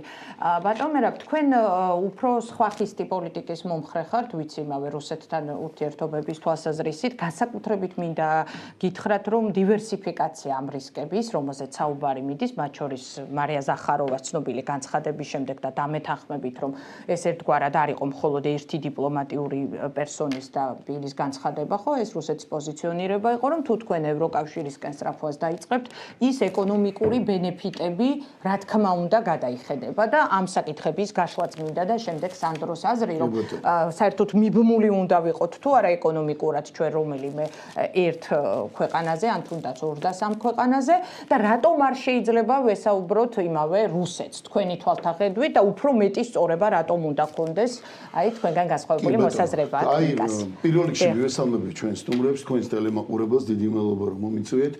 არ ვიცი, პირველად თორმე ახალ ეთერში თქვენთან ამ ფორმატში და გისურვებ წარმატებებს და ყველაზე მთავარია მშვიდ გარემოს, იმიტომ რომ მე მახსოვს ჯერ კიდევ ამოდენიმე წლის უკან მართლაც რომ ცოტა სხვანაირი სიტუაცია იყო, მახსოვს თქვენ ეთერში განსხვავებული აზრებს მქონე ადამიანებს სამწუხაროდ ყოფილა კიდევაც ცოტათი უხეში დაპირისპირებაც, მაგრამ მაინც მნიშვნელოვანი იყო ის, რომ თითქოს რაღაცა არა მესმის, კი, უბრალოდ თქვენთან პოლიტიკოსებს შორის. თქვენთან მიმართებაში ვამბობ და სხვა შორის მას ჰქონდა ასევე ძალიან კარგი რაც ბევრი იდეოლოგიურად დაპირისპირებული ადამიანი მაშინ ერთმანეთთან რაღაცა დავახლოვდით კიდევაც. კი ბატონო, უნდა შევძლოთ საუბარი. მე პირველ რიგში დავიწყებ ხოთეშორის აი ნიკამ თავის პირველ სიტყვაში ახსენა და აი ამ სიტყვაშიც რაღაცნაირად ნიკასაუბრიდან გამომდინარე ვიტყვი და ასევე თქვენ ახსენეთ კითხვის ბოლოს აი უნდა ვილაპარაკოთ თუ არა უნდა ვიყოთ ხისტები და მაგალითად ვილაპარაკოთ თუ არა დიალოგი ქონდეს თუ არა რუსეთთან დაკავშირებით. ნიკამ თავიდან რომ დაიწყო ახსენა, როდესაც ევროკავშირზე იყო საუბარი, მან ახსენა ჩვენი ქვეყნის ინტერესები, ანუ საქართველოს ინტერესები რა არისო, ჩვენ ამაში აუცილებლად რა თქმა უნდა ეს მithumites პოლიტიკოსები ჩვენ არ ვართ პოლიტიკოსები ყოველ შემთხვევაში ვიცი რომ ნიკა არ წარმოადგენს რამე პოლიტიკურ პარტიას ყოველ შემთხვევაში რეზი არა მე არ ვარ პოლიტიკურ პარტიის წარმომადგენელი მე ერთი ბატონი ალექსანდრე არის და შესაბამისად უბრალოდ ვიტყვი რომ პოლიტიკოსებმა უფრო მეტად უნდა იზრუნონ ამ საკითხებზე და მეტად უფრო უნდა გქონდეთ გაცნობიერებული და მithumites მათი პოლიტიკური მოღვაწეობის თუ ამას მოღვაწეობა ქვია მანძილზე რა ინტერესები შეიძლება გამოიკვეთოს. ინტერესებთან ერთად მე ვიტყოდი ასეთ რამეს. მოდი პირველი მე ყოველ შემთხვევაში ასე უყურებ ჩემი ხედვა ასეთია და შესაბამისად ალბათ ვფიქრობ რეალ პოლიტიკიდან გამომდინარე მithumites რაც დღეს გეოპოლიტიკაში გეოპოლიტიკურად ხდება ვიტყოდი იმას რომ მოდი რა მოცანები გვაქვს ჩვენ პირველ რიგში გადასაჭრელი. აი მაგალითად რუსეთთან დაკავშირებით რა ყველაზე მთავარი ამოცანა გვაქვს გადასაჭრელი. მე დარწმუნებული ვარ ჩვენ ახლა დარბაზშიც და მაყურებლის უმეტესობა გვიყურებს ადამიანები რომლებიც აცნობიერებენ თუ ჩვენ საუბრობთ სუვერენიტეტზე არა მხოლოდ ტერიტორიულ სუვერენიტეტზე მათ შორის ერთ-ერთი არის ჩვენი მთავარი ამოცანა რა არის რუსეთთან. ჩვენი ტერიტორიული მთლიანობა ხო და ადამიანების დევნილების დაბრუნება იქ და ასევე ჩვენი ერთ-ერთი მთავარი ამოცანა უნდა იყოს და როგორ ვჭრით ამ ამოცანებს. ინტერესები გასაგებია ევროპასთან, ევროკავშირთან, ასე შემდეგ, მაგრამ არ შეიძლება ჩვენ არ უგულვებყოთ რუსეთთან, რომელთანაც თავარი ამოცანები გვაქვს ჩვენ შესასრულებელი, არ დავიწყოთ ამ ამოცანების გადაჭერაზე ფიქრი, ხო? მე ამ შემთხვევაში კიდევ ერთხელ საუბრობ პოლიტიკოსებზე. და მით უმეტეს დღევანდელი პოლიტიკოსები, ადმინისტრაცია იქნება ეს თუ სხვა და სხვა. მე ყოველ ამ შემთხვევაში გამოვყოფდი მაგ წინა ადმინისტრაციის პოლიტიკას. წინა, ანუ დღევანდელი ადმინისტრაციის პოლიტიკას ამ შემთხვევაში ასე ხაზგასმით არ გამოვყოფ, მაგრამ აი წინა ადმინისტრაციას როგორი პოლიტიკა ქონდა, ხო? მე არ ვიყავი სხვა და ამ შემთხვევაში ბოლო ორი არჩევნები არ ვარ ქართული ოცნების ამორჩეველი, მაგრამ წინა ადმინისტრაციას ქონდა საკმაოდ ხაზგასმით მკაფიოდ თავისი პოლიტიკა. საუბარი არაზე, მშვიდობის პოლიტიკაში მე გულისხმობ იმას, რაც მაგალითად აი პირველად გააჟღერა იგივე თქვა ირაკლი ღარიბაშვილმა, მაშინდელმა პრემიერ-მინისტრმა. კიდევ ერთხელ მე ვერც ირაკლი ღარიბაშვილის იმ ადმინისტრაციის დამცველად გამოვდგები და მით უმეტეს ვერც ეხლა ამ ადმინისტრაციას, მაგრამ რა იყო და რისი მომხრევარ მე პირადად. მე და ის გუნდი ვისთანაც ერთად მე მიწევს იგივე თქვა მედიაში ყოფნა, საზოგადოებრივ საწყისებზე ყოფნა და ასე გასაგებია. ანუ მშვიდობის პოლიტიკა, კი ბატონო, სახელმწიფო პოლიტიკა და კი ბატონო, აი ვამბობ ამას. მშვიდობის პოლიტიკა რაც ნიშნავს მით უმეტეს იმ პერიოდში რუსეთთან დიალოგის მეტის თქვენ თქვით რომ აი უნდა დავიწყო ხისტები. მეტის რუსეთთან დიალოგთან დაკავშირებით ჩვენ თუ იმ ამოცანის გადაჭერა გვინდა, რაც ყველას გვაწუხებს, ხო? ეს არის ჩვენი ტერიტორიული მთლიანობა. პირველ რიგში უნდა დავიწყოთ რა თქმა უნდა მათთან დიალოგი. რატო? იმიტომ რომ ჩვენ ასევე ვაღიარებთ, ხო? მე მგონია რომ ჩვენ ახლა რაციონალურად ყველა ფიქრობ და ვაზრობთ რომ ვაღიარებთ რომ სხვა ჩვენ დაბრუნების ან ამ ხალხის ჩვენი დევნილების, ან იმ ტერიტორიების დაბრუნების სხვა რაიმე შანსი თუ გვაქვს, სხვა რაიმე თუ შეგვიძლია, კი ბატონო, მაშინ აქავარ, თუ ვინმე იტყვის რომ ეს არის ომი, კი ბატონო, მაშინ მითხას, ოღონდ პირველი ისწავიდეს და მზათავარ ჩვენ წავიდეთ, იმიტომ რომ მე ჩემი ოჯახის წევრებსაც, ჩემს მეგობრებს, მათი ოჯახის წევრებსაც დაწყებული აფხაზეთიდან დამთავრებული აი ბოლოს ამ სამწუხაროდ ამ მომამდე რაც ორდღიანი იყო, გვიბრძოლია სხვათა შორის და ვიყავით იქ და იყვნენ, მაგრამ ჩვენ გონია რომ ერთადერთი გამოსავალი თუ ამ ამოცანის შესრულება გვინდა მშვიდობის პოლიტიკით, იმ პოლიტიკით რომ უნდა დავილაპარაკოთ ამ ხალხთან, უნდა გამოვნახოთ ყველა გზა რომ ზუსტად აი ამ უზარმაზარმა სახელმწიფომ ჩვენ ახლა მე მგონი ხვდებით რომ მე არ მგონია იმ ხალხთან ვიყოთ ახლა დებატებში, ვისაც კიდე სამწუხაროდ არიან გარეთ და პოლიტიკაში ადამიანები, რომლებიც ელოდებიან რუსეთი როდის დაიშლება. ჩვენ ხო რაციონალურად ვაზრობთ რა? ამ შემთხვევაში ჩვენი მთავარი ამოცანებს როგორ წვითავთ ამ ამოცანებს? რაც ნიკამ თქვა ინტერესები და ამოცანები. არის თუ არა მშვიდობის პოლიტიკა და უფრო მეტი დიალოგი და აქვე დავამატებ. მნიშვნელოვანი ერთი რამ. ჩვენ მხოლოდ ურთიერთობებზე და ადამიანურ ურთიერთობებზე და ხიდის აღდგენაზე, დიპლომატიურ ხიდის აღდგენაზე თქვა რუსეთთან მიმართებაში. კიდე რატოა იცი საინტერესო? იმიტომ რომ იქ ჩვენ ვიღაც არ აღიარებს ამას. მილიონამდე ქართველი ცხოვრობს. სხვათა შორის ის ქართველი და ის საქართველოს მოქალაქეები არიან იქ, რომლებმაც აი ამ პერიოდში, ყველაზე უმძიმეს პერიოდში, თუმცა საქართველოს მოქალაქეები ევროპაშიც ბევრი ცხოვრობს. კი ბატონო, მასაც ვილაპარაკებ. მე უბრალოდ რატო გამოვყავი, მაგრამ რუსეთში მცხოვრები და ამის ეს არის დადასტურებულია ეს და ყველამ კარგად ვიცით. ბატონმა სანდრომას ახსენა რომ ჩემი ოჯახის წევრები ცხოვრობდნენ რომ ერთი პერიოდი, მაგრამ ჩვენ ხო ზუსტად ვიცით ყველამ ქალბატონო ეკა, ჩვენ ხო ვიცით რომ იმ მილიონამდე ქართველმა სულ 800,000 იყოს, 80,000 იყოს და 8 კაცი იყოს. თუმცა 8 კაცი იმ კოლოსალურ თანხებს ვერ შეძლებდა გამოეგზავნა, რაც იგზავნება საქართველოში. რის ხარჯზე ცხოვრობენ ეს ადამიანები, მისი ნათესავები და ოჯახის წევრები. ჩვენ თუ სხვა გზას ვხედავთ ამ ამოცანების გადაჭრის და რუსეთთან ურთიერთობის იმ გაგებით რომ ჩვენ მართლაც ვიყოთ და მშვიდობის უსაფრთხოების პოლიტიკა ვქონდეს, მაშინ ჩვენ მაშინ უნდა ვილაპარაკოთ სხვა მეთოდებზე, ოღონდ უნდა გამოჩნდეს ხალხი, რომლებიც უბრალოდ კი არ იტყვიან, არამედ და იმას კი არ გააკეთებენ, რაც რა გვისტოს გააკეთეს. მაპატიეთ, მთელი წითელი ხიდი რო სავსე იყო და სადახლოს საბაჟო. არამედ რეალურად ვიცოდეთ, ჩვენ თუ ვაპირებთ ომს, უნდა ვიცოდეთ რესურსები რა გვაქვს, თორე თუ ვაპირებთ ლაპარაკს და დიალოგს, რატომ ვაპირებთ? რატომ ვაპირებთ? ამიტომ ვამბობ, რომ ამ შემთხვევაში თქვენი კითხვაც რო დავასრულო. ხისტი კი არა, ამ შემთხვევაში ამ ნაწილში ხისტი უნდა ვიყოთ რომ და უნდა მოვითხოვოთ რომ დიახ დიალოგი შედგეს. მით უმეტეს მე ვხედავ რომ რუსეთის მხრიდან რაღაცეები გაკეთდა. და თუ ეხა ამას პოლიტიკოსი ვერ დაიჭერს ამ მომენტს და მხოლოდ იმას დავინახავთ რომ რუსეთი დაველოდებით რომ ჩამოიშლება რუსეთი და აი ეს პუტინი ეხა რომელიც იქ არის ძალიან მალე აღარ იქნება და ამ დროს დაველოდებით სხვა შორის ერთ-ერთმა გააკეთა ამ ადმინისტრაციიდან განცხადება იყო ერთ-ერთ საგარეო საქმეთა მინისტრის ერთ-ერთ დღეს რომ არა ჩვენ არ გვექნება დიალოგიო სანამ იქ ის ხელისუფლება იქნება რუსეთშიო და ეხა ხო ხტებით ეხა რუსეთში შეიძლება ეს ხელისუფლება ანდა მამდაგვარი ხელისუფალი იყოს კიდევ რამოდენიმე წელი და ჩვენ რას ვაპირებთ იმიტომ რომ ისინი არიან არ ვლაპარაკობთ აი ეს არის უბრალოდ ჩემი მოსაზრება. მადლობა, სხვათა შორის ეს არგუმენტები არსებობს. მე ბატონ სანდროს მინდა დაუბრუნდე, იმიტომ რომ უყურეთ იქ საქართველოს მოქალაქეები არიან, მათი ასე ვთქვათ ის დივერსიფიკაცია რისკების, როგორ წარმოგიდგენიათ, რაც ვთქვათ რუსეთთან.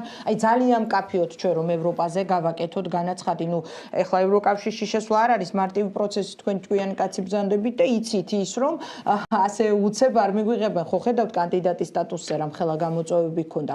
რას ვთავაზობ საზოგადოებას, როდესაც ეკონომიკურად ძალიან მაღალი კოეფიციენტით, მათ შორის ტურისტების შემოდინებით, ინფრასტრუქტურული და ასე შემდეგ სხვა და ტრანსმაგისტრალური ტვირთების რაოდენობით პირდაპირ რუსეთის ფედერაციაზეა ყველაზე დიდი ხვედრითი წილი, ხომ? ეს სტატისტიკის სამსახურმაც გამოაქვეყნა. თქვენი მოსაზრებები, თქვენს ვართ კითხვას, მაშინ ვიყვავს მეგობარი, მაგრამ აი საუბრობს რისკებზე მარია ზახაროვას განცხადებას შეგახსენებთ, ბატონ სანდრო. როგორ წარმოგიდგენიათ საგარეო პოლიტიკაში, ასე ვთქვათ, ხელისუფლების პოზიციონირება თქვენ რამდენად ახლოს დგას ეს ჩვენს სახელმწიფოებრივ მიდგომასთან? ვეცდები დავასრულოთ ჩემი აზრი. ესე იგი თოდა 80-იან წლებში ხალხი ჩვენი მოსახლეობა შეიძლება ხდებოდა უდიდესი ნაწილი რაბოროტებაში ცხოვრობდით და ამიტომ 90-იანებში როცა ეს დაიშალა საბედნიერო საბჭოთა კავშირი უხერხულიც იყო გეთქვა რომ პრორუსი ვარ ან რაღაც ასეთიო აი იმიტომ რომ აი მე მახსოვს აი მართლა რაღაც აი ჩვეულებრივ დონეზე ამერიკა ეს რაღაც ისეთი შეიძლება არც იცოდი რა იყო არც ყოფილიყარ იქ იმიტომ რომ ბუნებრივად ვერ გააკეთა ბევრი ადამიანი ამას მაგრამ მაინც იყო ის რაღაც აი ნათელი წერტილი იყო მაგრამ ეს ერთი ნაწილი იყო ამის იმიტომ რომ ჩვენ დავინახეთ რა იყო ბოროტება მაგრამ მეორე მხრივ ჩვენი უცოდინრობის გამო უბრალოდ აი ჩვეულებრივ ცხოვრების რო გამოცდილების გარეშე რო არ ქონდა აი ვიცი ცოდნა რო არ ქონდა უნივერსიტეტებში ასე საბაზრო ეკონომიკურ არის ვერ ასწავლიდნენ ხალხს და ასე შემდეგ ამის გამო ჩვენ უბრალოდ მთელი ეს რაც რამდენი წელია უკვე ვართ 40 უახლოვდებით ხო მილიონი 40 წელს ამდენი ხანი ვაკეთებ წელი გვისრულდება საქართველოს დამოუკიდებლობა. ხო და ამდენი ხანი ვერ მიხვდით საით უნდა წავსულიყავით. და სიამდვილეში თქვენ როცა კითხულობთ რომ ის რა ქვია, აი რატომ არ გვიღებენ და გეგონება ჩვენ აი ისეთი ევროპული ქვეყანა ჩამოყალიბდით, რომ აი უბრალოდ გეწყინება კიდეს, რომ ჩვენ ევროპელები ვართ, ასე შეხედი, აი ჩვენ გერმანელებზე უფრო კარგი სასამართლო გვაქვს, აი ვიცი ინგლისელებზე უფრო წესიერი პოლიტიკური გვაქვს, კულტურა გვაქვს და პარლამენტი და რა შენ სინამდვილეში მთელი პრობლემა რაში იყო რომ ჩვენ გარდა იმისა ეხლა ზოგადად რომ აი ჩვენო მთავრობებმა რაც უკნა ამ ქვეყანას როგორ გაძარცვეს კუპონიზაციიდან დაწყებული რა დედაუტირეს ეკონომიკას როგორ გააღატაკეს ხალხი როგორ გაანადგურდა საბოლოო ჯამში განათლების სისტემა და ფაქტობრივად უნივერსიტეტები აღარ დავრჩა ქვეყანაში ერთი პედაგოგის ჰქონდა ცდილობა მართლა ნამდვილი უნივერსიტეტი გაეკეთებინა და ისიც ამ გარემოში და ასეთი განათლების სამინისტროში უბრალოდ შეუძლებელი ამოცანა და რა მოხდა ამის შედეგად ანუ ჩვენ სიამდვილეში ეს ხუნებებიც არის ხოლმე რომ ამერიკელი სოციალისტებიო რაღაცას რომ მოსწონთ კომუნიზმი და არ უნახია და არ უსწავლია და აქეთ კიდე აღმოსავლეთ ევროპის სოციალისტებთან დასისხლიანებული ბროდადია იმიტომ რომ იციან რა არის ეს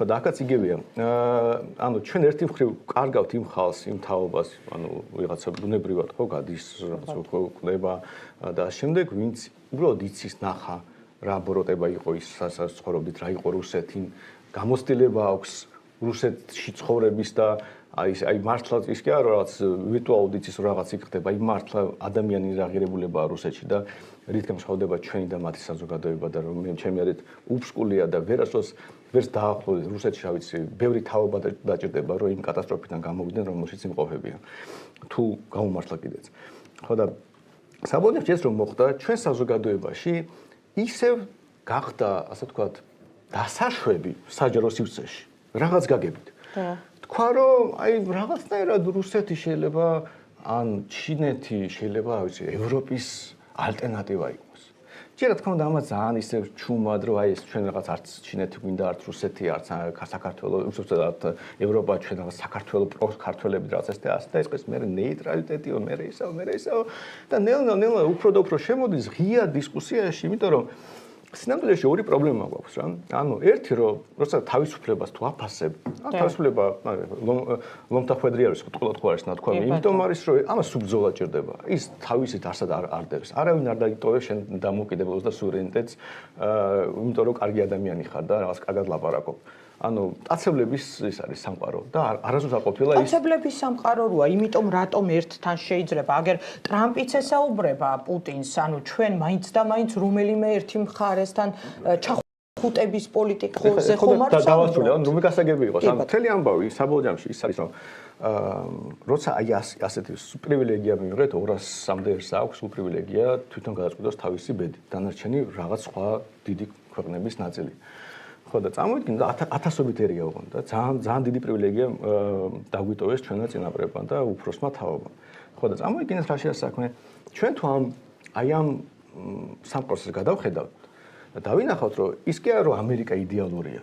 ან ევროპა იდეალური. ამაშია პროპაგანდა აწყობილი ანტიდასავლური რომ 400 მილიონიან ქვეყანას რო უყურებ, ან რა ვიცი 20 ქვეყანას რო უყურებ, რომ თვითონ რაღაც 10-ჯერ დიდი რო არის ისლამის ყველა ჩვენზე. იქ იმდენი ბოროტება ხდება, რა ვიცი, კვლელებიც იქნებიან, რა ვიცი, მოძალადეებიც, ასეთებიც, ისეთებიც. თან დემოკრატიული ქვეყნებია წარმოიდგინეთ. იქ თავრობები იცვლება. ეს ჩვენ ვართ ასეთი ერთპიროვნული მართლობის ტრადიციით, თორე იქ დემოკრატიული ქვეყნებია. ჯერ ასეთი მემარცხენე თავრობა მოვა, მე მემარჯვენე თავრობა მოვა. ვიღაცა პუტინი ევასება, ვიღაცას არ ევასება. ანუ და შეიძლება იპოვო რომ აი ნახე აი აი ესპანეთში აი ხა ესპანეთში ვიღაც მემარცხენეა და ამიტომ ის ასე მემარჯვენე იყო ის არ გაახსენდებოდა და გაახსენდებოდა თუ ვიღაც მაგალითად პოლონეთში რო იქნებოდა ვიღაც სხვა სიამდვილეში უზარმაზარ სამყარო დასავლეთ სამყარო ძალიან დიდია იქ ავსტრალიაც იქ შედის და იაპონიას და საბოლოო ჯამში ეს ცივილიზებული სამყაროს ნაწილი თუმცა ახლა კოლექტიური დასავლეთის თემა დაირღვა ბატონ სანდრო არაფერი არ დაირღვა ხო ამაშია იმიტომ რომ თელი პროპაგანდა იმაზეა აწყობილი რომ აი ამ უზარმაზარ ამერიკის შეერთებული შტატების პრეზიდენტმა თქვენ აი ეს პროპაგანდა როგორ საწყობილი ისით რომ აი ამ უზარმაზარ სამყაროს ნაწილში ძალიან მრავალფეროვანში დაინახო ცუდი და იმაზე ილაპარაკო ან ცუდი თუ რეალისტური ანუ ცუდი რა ეხლა როგორ შეიძლება კარგი იყოს თუ ამერიკა ეჩხუბება დანიას ამაში სიკეთე არის მაგრამ ჩვენ ეს ხომ უნდა დავინახოთ და გავაანალიზოთ რომ როგორი მანევრი გავაკეთოთ საგარეო ჯერ მანევრი რო გააკეთო ამიტომ უნდა გაწყდო რა გინდა ანუ მთელი ეს ამხილა შესავალი იმიტომ იყო რომ ჯერ უნდა მიყვეთ რა გვინდა. იმიტომ რომ ჩვენ თუ გვინდა თავისუფალი ქვეყანა ვიყოთ. მართლა თავისუფალი გვინდა. რომ ჩვენი მოქალაქე თავისუფალი იყოს. აი ეს ასე არ აგდები. არა ფრიგასაგდები ჯერ არის დამასრულებელი პოზიცია თუ შეიძლება. ამისთვის ჩვენ ჭირდება მუდმივი ბრძოლა. ეს ბრძოლა არის მარტო ლაპარაკი. საერთაშორისო ურთიერთობაში ყოველთვის ბრძოლა, ფიზიკური ბრძოლა. და ჩვენ ვიდაიდან სუსტები ვართ და პატარები ვართ, იმის რესურსი ყოველთვის ახლომლაში არც კი გვექნება, რომ ჩვენ თავად წერს დავუპირისპირდეთ. რომ თავი დავიცვათ, დამოუკიდებლად და ამ შემდეგ. ამიტომ ერთადერთი შანსი, რომ ჩვენ ტერმა არ დაგვიპყროს, ან არ დაგვაბრუნოს იმ მონათლობელობაში, ან იმ თავის ჯოჯოხეთში, რომელიც თვითონ აქვს მოწყობილი თავისი მოქალაქეებისთვის, არის ის, რომ ყავდეს მეგობრები, რომელიც დაგვიცავენ. აჰა. ოღონდ პრობლემა რაში მდგომარეობს? ქვეყანა ხო აბსტრაქციას აქვს ქვეყანას რო საუბრობთ რაღაცა გულისხმობ ადამიანებს გულისხმობთ ხო ანუ ტექნიკურად ქვეყნების სახელმწიფო ვერ მეგობრობენ იმიტომ რომ უბრალოდ არ არიან ფიზიკური ობიექტები მაგრამ საუბრობთ რომ ჩვენ გვჭირდება მეგობარი ჩვენ გვჭირდება ადამიანები რომ დასავლეთში იყოს ბევრი ადამიანი გერმანელი ამერიკელი ფრანგი რომელსაც გული შესტკივა საქართველოს როგორც ვიღაცას ჩვენ შემთხვევაში შეიძლება შესტკიოდეს რა ვიცი ებრაელებზე პალესტინელებზე ირანელებზე ჩინელებზე ამერიკელებზე ხო არის ასეთი ხალხი მაგრამ ცოტა როგორც ეს აი ასევე ცოტა ადამიანი ამერიკაში ვისაც საერთოდ ჯორჯია რა არის იცის ნუ შტატი რო არ გონია ასევე ცოტა გერმანიაში ვისაც შესტკივა გული საქართველოზე და საბოლოო ჯამში ამიტომაც არ გამოდის რომ ჩვენ ამიტომაც არ ყავს მეგობრები იმიტომ კი არა რომ ჩვენ არ ცუდი ხალხი ვართ ამ სახელმწიფო უბრალოდ ჩვენ ვერ გავხდით იმ დასავლეთ ოჯახის ნაწილი ერთ მაგალითს მოვიყვანთ რას ნიშნავს აი როგორ ურთიერთობენ ხალხი როცა ფინეთის 100 წელი იყო დამოუკიდებლობის მოპოვების შვედეთმა ფინეთს აშუქა მთა ну რაღაც ჩვენი ტერიტორიას და თქვენ გაჩუქებთ თქვენი ყველაზე დიდი მთა იქნებაო და ანუ ასეთი რაღაც გააკეთა წარმოიდგინეთ რომ ჩვენ თავრობას სომხეთისთვის იშუქებდა მთა ხო დამთავრდებოდა მთავრობის ისტორია ერთ საათში უბრალოდ და იმიტომ კი არა რომ ანუ ჩვენ არ ვართ ისეთი მეგობრები სომხებთანაც კი როგორი მიუხედავად რომ ძალიან ბევრი საერთო გვაქვს და ბევრი სამფი აქვს ხოლმე ბევრი ქართული იქ აი როგორც ფინელები და შვედები ერთმანეთთან ხო, მაგრამ მუდმივი მეგობრები და პარტნიორები ხანდახან ოჯახში არ გავს ადამიანს. ხო, ან გასაგებია, მაგრამ ამის გამო ჩვენ ხო ყველა მეგობარს ხო არ ვეჩხუბები და ხო არ ვცემთ, ყველა შუაწყვეტს ხო არ ვყავთ, მაგრამ წამოგირამ. შეიძლება მეგობრებთ და რა სიტუაციაა? აზერბაიჯანს, ვესაუბრებით თურქეთს, ხო არ ჩხუბობთ? ხო და რა დავასრულოთ ჩვენ. ნიკამაც დაადასტურა ადამიანური მაგალითი რო ავიღოთ, საბოლოო ჯამში წამოიგინეთ რომ მეზობელი ყავთ გიჟი ვიღაც კარატისტი, რომელიც ხან შემოგივარდება ქცემს და რაღაცა და აქ მეგობრები ყავს, რომელიც არანაკლებ ძლიერები არიან, შეიძლება დაგიცვან, მაგრამ ამ მეგობრებს ხან რას ეძახიან, რა ხან ქვას ესვრი, ხან იტყვი თქვენი არ მინდა არაფერიო, თქვენიც არ ვარ მიქართო, აგერ შენ უშნო ხარო, შენ უცუდად ხუმრობო. ანუ ასე ეს მეგობრები შედან ხო არ მოვლენ. 35 წელი ვაკაკუნებთო, რას ვაკაკუნებთ? ისიც კი ვერ შევძველით საზოგადოებამ, რომ ერთპიროვნული მართლობა დავასრულოთ. რომ ჩვენ ქვეყანაში ოდნავ დავამსგავსოთ პოლიტიკური სისტემა, რაც დასავლეთშია. აი თქვენ რო გონიათ რომ იქ რაღაცები და განხეთქილებები რაღაც, იმიტომ რომ 20-30 ქვეყნის თავრობები რო იცვლება, ხან ასეთია, ხან ისეთია, ხან უკეთეს ურთიერთობა, ხან უარესი ურთიერთობა და ჩვენ სულ ერთი ბელადი ყავს. კორუფცია ევროპაშიც თვითონ იჭერენ ძალიან ბევრს ევროპარლამენტარებს კორუფციული და სხვადასხვა მომენტებში. სულ იპოვით სულს რამე თქვა ევროპაში. ფაშიზმი, ნაციზმი, კომუნიზმი, ყველაფერი ევროპიდან წამოვიდა. უყურე ბატონ სანდრო, მე თუ უნივერსალური ვარ, მაშინ საერთოდ რაღაცი მჭირდება ის ევროპა, ესეთი უნდა მიიღოს ევროპამ, დამეხმაროს, გამზარდოს. ანუ მარტო მე უნდა მქონდეს? აი ისეთი, რომელიც ვერ დავამარცხე თუნდაც ერთპარტიული მმართველობა. აი ევროპა უნდა დაამარცხოს ჩვენი ერთპიროვნული მმართველობა. არა, მაგრამ უნდა თუ მე უნდა ვემეგობრო იმას, მეგობრობა ორმხრივი უნდა იყოს. მე მჭირდება პირველ რიგში. ხო ასეთია. ჩვენს გარეშე ევროპა იარსებს და ჩვენ კიდევ ერთ ნაწილი გავხდებით, ხვდებით რა შეიძლება. პრინციპული განსხვავება. პრინციპული განსხვავება არის, ანუ ძირითადი ღერძი ის არის, რომ მეგობარს თუ გინდა იმასთან მეგობრობა, უნდა ასე ვთქვათ, მას ასე ქვები პატივისცე და ქვები არ ესწრო. თუმცა მე ვფიქრობ ანალოგიური შეგიძლია რომ მოითხოვო მისგანაც რეზო, შენი პოზიციები ამ საკითხზე და ეკონომიკური დივერსიფიკაციებიც რომ შენი მოსაზრებით აი რუსეთის იმავე ზახაროვას განცხადების შემდგომ რა შეიძლება იყოს. მაგრამ მოდი ისიც ვთქვათ რომ რუსეთთან ყველა საუბრის შემდგომ დადებული შეთანხმებები დარღვეულა. ეხლა ძალიან ბევრ კითხვებს გვიგზავნის მაყურებელი და ეს კითხვა შემოგვაგებეს შემდეგ მე რასაც ამას შევეცდები. მე მაგალითად ვიტყვი რა შესრულებულა. შემდგომ რეზოს შემდგომ. აი ევროპასთან მიმართებაში ჩვენ არა გვაქვს სწორი პოლიტიკა. ეს არის ბატონი სანდროს ძირითადი მოსაზრება. ის რომ შვედეთს არ უჩუქებია ფინეთისთვის. თა ეს იყო ნორვეგია მაჩუქა ფინეთსთან და დღემდე არ არის ეს გაფორმებული. არ მნიშვნელობა აქვს, იმიტომ რომ როდესაც პოლიტიკოსები ვართ, უნდა მეტად გასაგებია, ანუ შეეშალა არ არის. ანუ თა არ უჩუქებია ეს. აი არა. ნორვეგია იყო. აი არ არის ეს არსებით. კი ბატონო.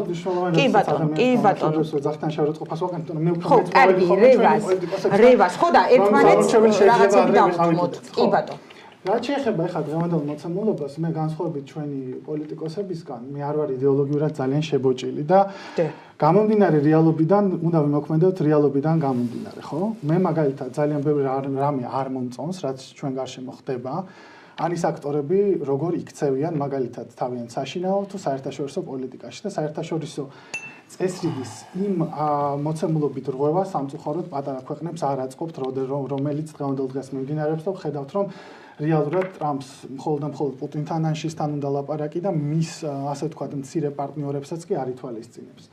პრობლემური არის თვითონ ისიც, რომ დასავლეთი თვითონ როგორიც იყო ადრე მიზიდველი ჩვენთვის და შეიძლება წინათაობებისთვის იყო, მაგრამ ჩემი თაობა კავშირის დროს იყო ეს პარადიგმა, რომელიც აღარ არის ეხლა. არა მარტო საბჭოთა კავშირის 90-იანებში, 90-იანებში და ჩვენ ახლა ვინც იქ ვისწავლეთ, ნახეთ. ბევრ რაღაცას ვაფასებთ, ბევრ რაღაცას არ ვაფასებთ, მაგრამ როდესაც ჩემ მეგობრებს ბრიტანეთში იჭერენ Facebook პოსტების გამო, ეს არის პრობლემური და ჩემის აზრით ეს თავისთავად მათ იმიჯს უღწევს ძირში. მაგრამ მოდი ჩვენ იმიჯებზე ვისაუბროთ, ხო, ჩვენ რატომ არ გვინდა იქ? ჩვენ რატო არ გვინდა და გვინდაზე არ არის? ჩვენ უნდა გამოვიყენოთ ყველაფერი, რაც ჩვენთვის იქნება სასიკეთო. კი ბატონო. ოღონდ ეს არ უნდა გამოვიყენოთ ისე, რომ ჩვენ დავრჩეთ წაგებულ პოზიციაში, ხო?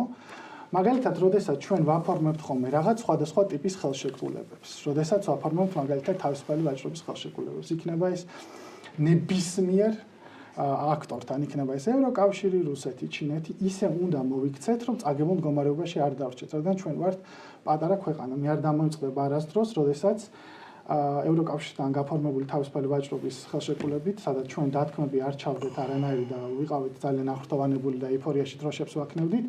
სინამდვილეში შინაარსზე არავინ არ ლაპარაკობდა, ხო? ამან საბოლოო ჯამში გამოიწვია ის, რომ საქართველოში სამწუხაროდ თავისუფალი ბაზრის პირობებშიც კი არ არის განვითარებული მაგალითად მონოინდუსტრიული ცენტრები, რომელიც საბჭოთა კავშირის შემდეგ დარჩა, რადგან დღევანდელი ჩვენი ეკონომიკა არ არის გეგმიური ეკონომიკა და მონოინდუსტრიულ ცენტრებს, როგორიც არის მაგალითად ჭიათურა, როგორიც არის მაგალითად აგარის შაქარი, ვეღარ აკმაყოფილებს და ნაცვლად დივერსიფიცირებისა ისევ და ისევ აგარის შაქარი იყო ორიენტირებული აგარის შაქრის წარმოებაზე. მთლიანად გაჩერდა ეს, ხო, იმიტომ რომ შემოვიდა დიდი რაოდენობით იაფი შაქარი ევროპიდან.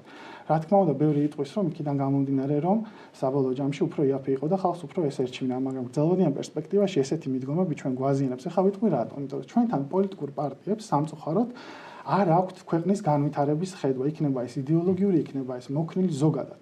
და მუდმივად არის აიქრობა საგარეო პოლიტიკაზე. არავინ არ საუბრობს იმაზე, მაგალითად, ეხლა ჯიშენის საკითხთან დაკავშირებით, ხო, დაავადებულ ბავშვების მშობლებს, რომელთა სოლიდარობასაც უცხადებ აბსოლუტურად. იქნებ პრობლემა იმაში არის, რომ პატენტები, წამლების პატენტები მართლა ძალიან ძვირი ღირს და იქნებ ჩვენმა ქვეყანამ იზრუნოს იმაზე, რომ სხვა ქვეყნებთან კონდეს მაგალითად ურთიერთობა, რომლებიც ჯენერიკებს ამოწმებს. რა განსხვავება, პატენტები არის ძირითადად ევროპული იმპერიალიზმის და ამერიკული იმპერიალიზმის დამახასიათებელი, როდესაც ისინი ასე ვთქვათ, სარგებლობენ იმით, რომ იყო ერთი პერიოდი მონოპოლისიანი მსოფლიო და მათი კორპორაციები აწარმოებენ წამლებს და ყიდიან ზვირად ღარიბ ქვეყნებზეც, რაც საბოლოო ჯამში უფრო აძლიერებს კიდევ უთანასწორობას. ჩვენ შეგვიძლია ვნახოთ ჯენერიკები, რომლებიც დაეხმარებიან ამ ბავშვებს, მივიღოთ მაგალითად ეს წამლები ინდოეთიდან, ხო? აქედან გამომდინარე დივერსიფიცირება ურთიერთობის უნდა იყოს მრავალმხრივი. არ შეიძლება მხოლოდ და მხოლოდ ერთი მიმართულებით ვითარდებოდეთ. არც ერთ ნორმალურ ქვეყანას კონსტიტუციაში არ უნდა ჰქონდეს ჩაწერილი საგარეო პოლიტიკური კურსი, რომელიც ქვეყანას ზღუდავს. იქიდან გამომდინარე, რომ ისტორია ჩვენ თუ კარგად ვიცით, არ არსებობენ მუდმივი ბლოკები, არ არსებობენ მუდმივი იმპერიები, ყველაფერი იცვლება. და ჩვენ უნდა ვიყოთ მაქსიმალურად მოქნილები და უნდა იყოს ყველაფერი მოქნილი და დამოკიდებული იმაზე, რა იქნება უკეთესი ჩვენი ქვეყნისთვის და რა სარგებლოს ნახავს ჩვენი ხალხი. სამწუხაროდ, მე არ შემიძლია არ ვთქვა ისიც, რომ ბოლოს 15 წელია ჩვენ არც ვიცოდით რა იყო არც დასავლეთი, არც თავისუფალი ბაზარი. მე არ ვარ დადებითი ვარყოფით შეფასება. უბრალოდ ცოდნა არ იყო ამასთან დაკავშირებით და გვეგონა რომ უცებ აფშენდებოდით ძალიან ბევრს. მაგრამ ეს ასე არ მოხდა. ძალიან ბევრი პოლიტიკური რეფორმები, რომლებიც წამოვიდა მაგალითად დასავლეთიდან საბოლოო ჯამში გამოიწვია მასიური დეინდუსტრიალიზაცია SSRI-ს დაშლის შემდეგ. არავის არ უზრუნია იმაზე, რომ ახალი ბაზრები ეპოვა, ხო? მასიური პრივატიზებამ რა გამოიწვია, ხო? საბოლოო ჯამში ჯანდაცვა გახდა, შეიძლება ბევრი არ დამეთანხმოს, მაგრამ მოსახლეობისთვის ეს არის უფლება. ჯანდაცვა უნდა იყოს უფლება. ჩვენ მივიღეთ ის, რომ ექნების ხელფასი იყო 154 ლარი. ხო? 154 ლარი. აქედან გამომდინარე, ბევრი ამბობდა უარს და გადიოდა პროფესიიდან. საქართველოს ბანკი არ უნდა ფლობდეს ჯანდაცვას. არ უნდა ფლობდეს EVEX და არ უნდა იყოს მონოპოლისტი და თამაშის წესების გამკარგავი, ხო? მთლიანად სისტემის წინამდე მიდიხარ, საბაზრო ეკონომიკის პრინციპია ეს, ხო? საბაზრო ეკონომიკის პრინციპი ის არის, ხალბატონო ეკარო, გონიდულად უნდა მიუდგეთ რაღაც საკითხებს, ხო? ყველაფერს ესე მიშვება არ შეიძლება, იმიტომ რომ ამერიკის შეერთებულ შტატებში უნდა დავასრულო ეს ძალიან დიდი ბოდიში. ამერიკის შეერთებულ შტატებში ძალიან ბევრი რეგულაცია არის, მიუხედავად იმისა, რომ ბევრს ამის აღიარება არ უნდა. რეგულაცია არ უნდა იყოს იმისთვის, რომ უბრალოდ რეგულაცია გქონდეს. ჩვენ 4-ჯერ უფრო ნაკლები ექთანი ყავს, ვიდრე ეს საჭირო არის. ქვეყნიდან არის პროფესიული კადრის გადინება. იქიდან გამომდინარე, რომ ჩვენს ქვეყანაში არის კატასტროფული ეკონომიკური მოცემულობა. ჩვენ ქვეყანაში არის ძალიან დიდი სოციალური უთანასწორობა. მოსახლეობა უფრო ქვევით და ქვევით ჩადის. ჩემი ბავშვების მეგობრების უმეტესობა ქვეყნიდან მიდის ემიგრაციაში, იმიტომ ვერც ერთმა მთავრობამ პირდაპირ ვიტყვი, ვერ მოახერხა უზრუნველყოფა იმისი, რომ აქ ადგილობრივმა ადამიანებმა თავი დაფასებულად იგრძნოს სოციო-ეკონომიკურად. ეს ტრაგედია არის, ხო? და აქეთ კიდე ბიზნესები დღეს მელაპარაკებიან. ბატონი სანდროს არგუმენტი იყო, რომ ევროპა სწორედ ამისთვისაც გჭირდება, დიახ. ჩვენთან როდესაც გაუქმდა, ხო, ეს გაუქმდა სააკაშვილის დროს შრომის ინსპექციის შედეგად გადაც 2000-ზე მეტი ადამიანი დაიღუპა, მაღარუელებთან ერთად დავდიოდი მე წლების მანძილზე და ჩვენ რა ვნახეთ, ხო? იხსნება ახალ-ახალი მარკეტები, თითქმის ყოველთვე, ყოველ ნაბიჯზე და 5 ადამიანის ნაცვლად ამუშავებენ ერთ ადამიანს 600 ლარზე. ხო, აი ესეთი გამოწვევები არის, ხო და ამ საკითხების მოგვარების თემებზე ჯერჯერობით არავინ არ საუბრობს და ევროპაზე და ფასების რეგულაციაზე სახელმწიფო დაიწყო. ხო და ვნახეთ როგორც დამთავრდა საბოლოო ჯამში არც ერთი არავინ არ იყო მშრომელი კლასის წარმომადგენელი, იყვნენ ნაირ-ნაირი ბიზნესები წარმოადგენელი და მხოლოდ მხოლოდ იმაზე წუწუნებენ, რომ თურმე მათ როგორ ასე ვთქვათ გაუჭირდებოდათ ამ საკითხების გადაჭრა. მაგრამ როდესაც ჩვენ მივაწვექით ძალიან ბევრჯერ ჩემი პროფკავშირით, ძალიან ბევრჯერ მივაწვექით სიტუაციას, შრომელების გაერთიანებით, ჩვენ შევძელით ის, რომ ხელფასები გაგვიზრდია ხელფასები მათ შორის ეხლა მესმის რომ ზოგი პოლიტიკოსისთვის სასაცილო არის შრომელთა კლასის დაცნო მიხაღები არის, მაგრამ ამაზე ამორჩეველი თავის დასკვნას დადებს. უბრალოდ ვიტყვი იმას, რომ საბოლოო ჯამში არსებობს რაღაც მექანიზმები, რითითაც ჩვენ შეგვიძლია მოქმედება. ჩვენ უნდა ვაიძულოთ ვიღაცას რაღაცა არ უნდა ვაიძულოთ. გამოვთავისუფლოთ ადგილი. მივიღოთ ყველანაირი ბენეფიტი ყველასგან. კარგით, ბატონ მერაბთან მინდა და შემდეგ ნიკასთან. ეს არის ძალიან მნიშვნელოვანი და სანდროს დაუბრუნდები რუსეთის ფაქტორი. ხომ რუსეთი ჩვენთვის ბოლო ათწლეულების განმავლობაში და უფრო ადრეც ოპერირებდა, მოდი ამ ტერმინს გამოვიყენებ, ძალიან ხშირად როგორც პირობის დამრღვევი სახელმწიფო, ხო? თითქმის ყველა ათწლეულში ერთხელ ქონდა ომი, ოკუპირებული ტერიტორია. აი ამის შემდგომ, თქვათ, საუბარი მე მესმის თქვენ ცალსახად არ ამბობთ იმას, რომ ჩვენ რუსეთისკენ უნდა წავიდეთ, მაგრამ ამის შემდგომ საუბარზე საუბარი არის თუ არა წყლის ნახვა პოლიტიკაში? არც მაგას არ ვამბობ და მით უმეტეს არ ვამბობ და ღმერთმა დაგვიფაროს ვინმეს გუბერნია ვიყოთ როდისმე. გამორიცხულია ეს.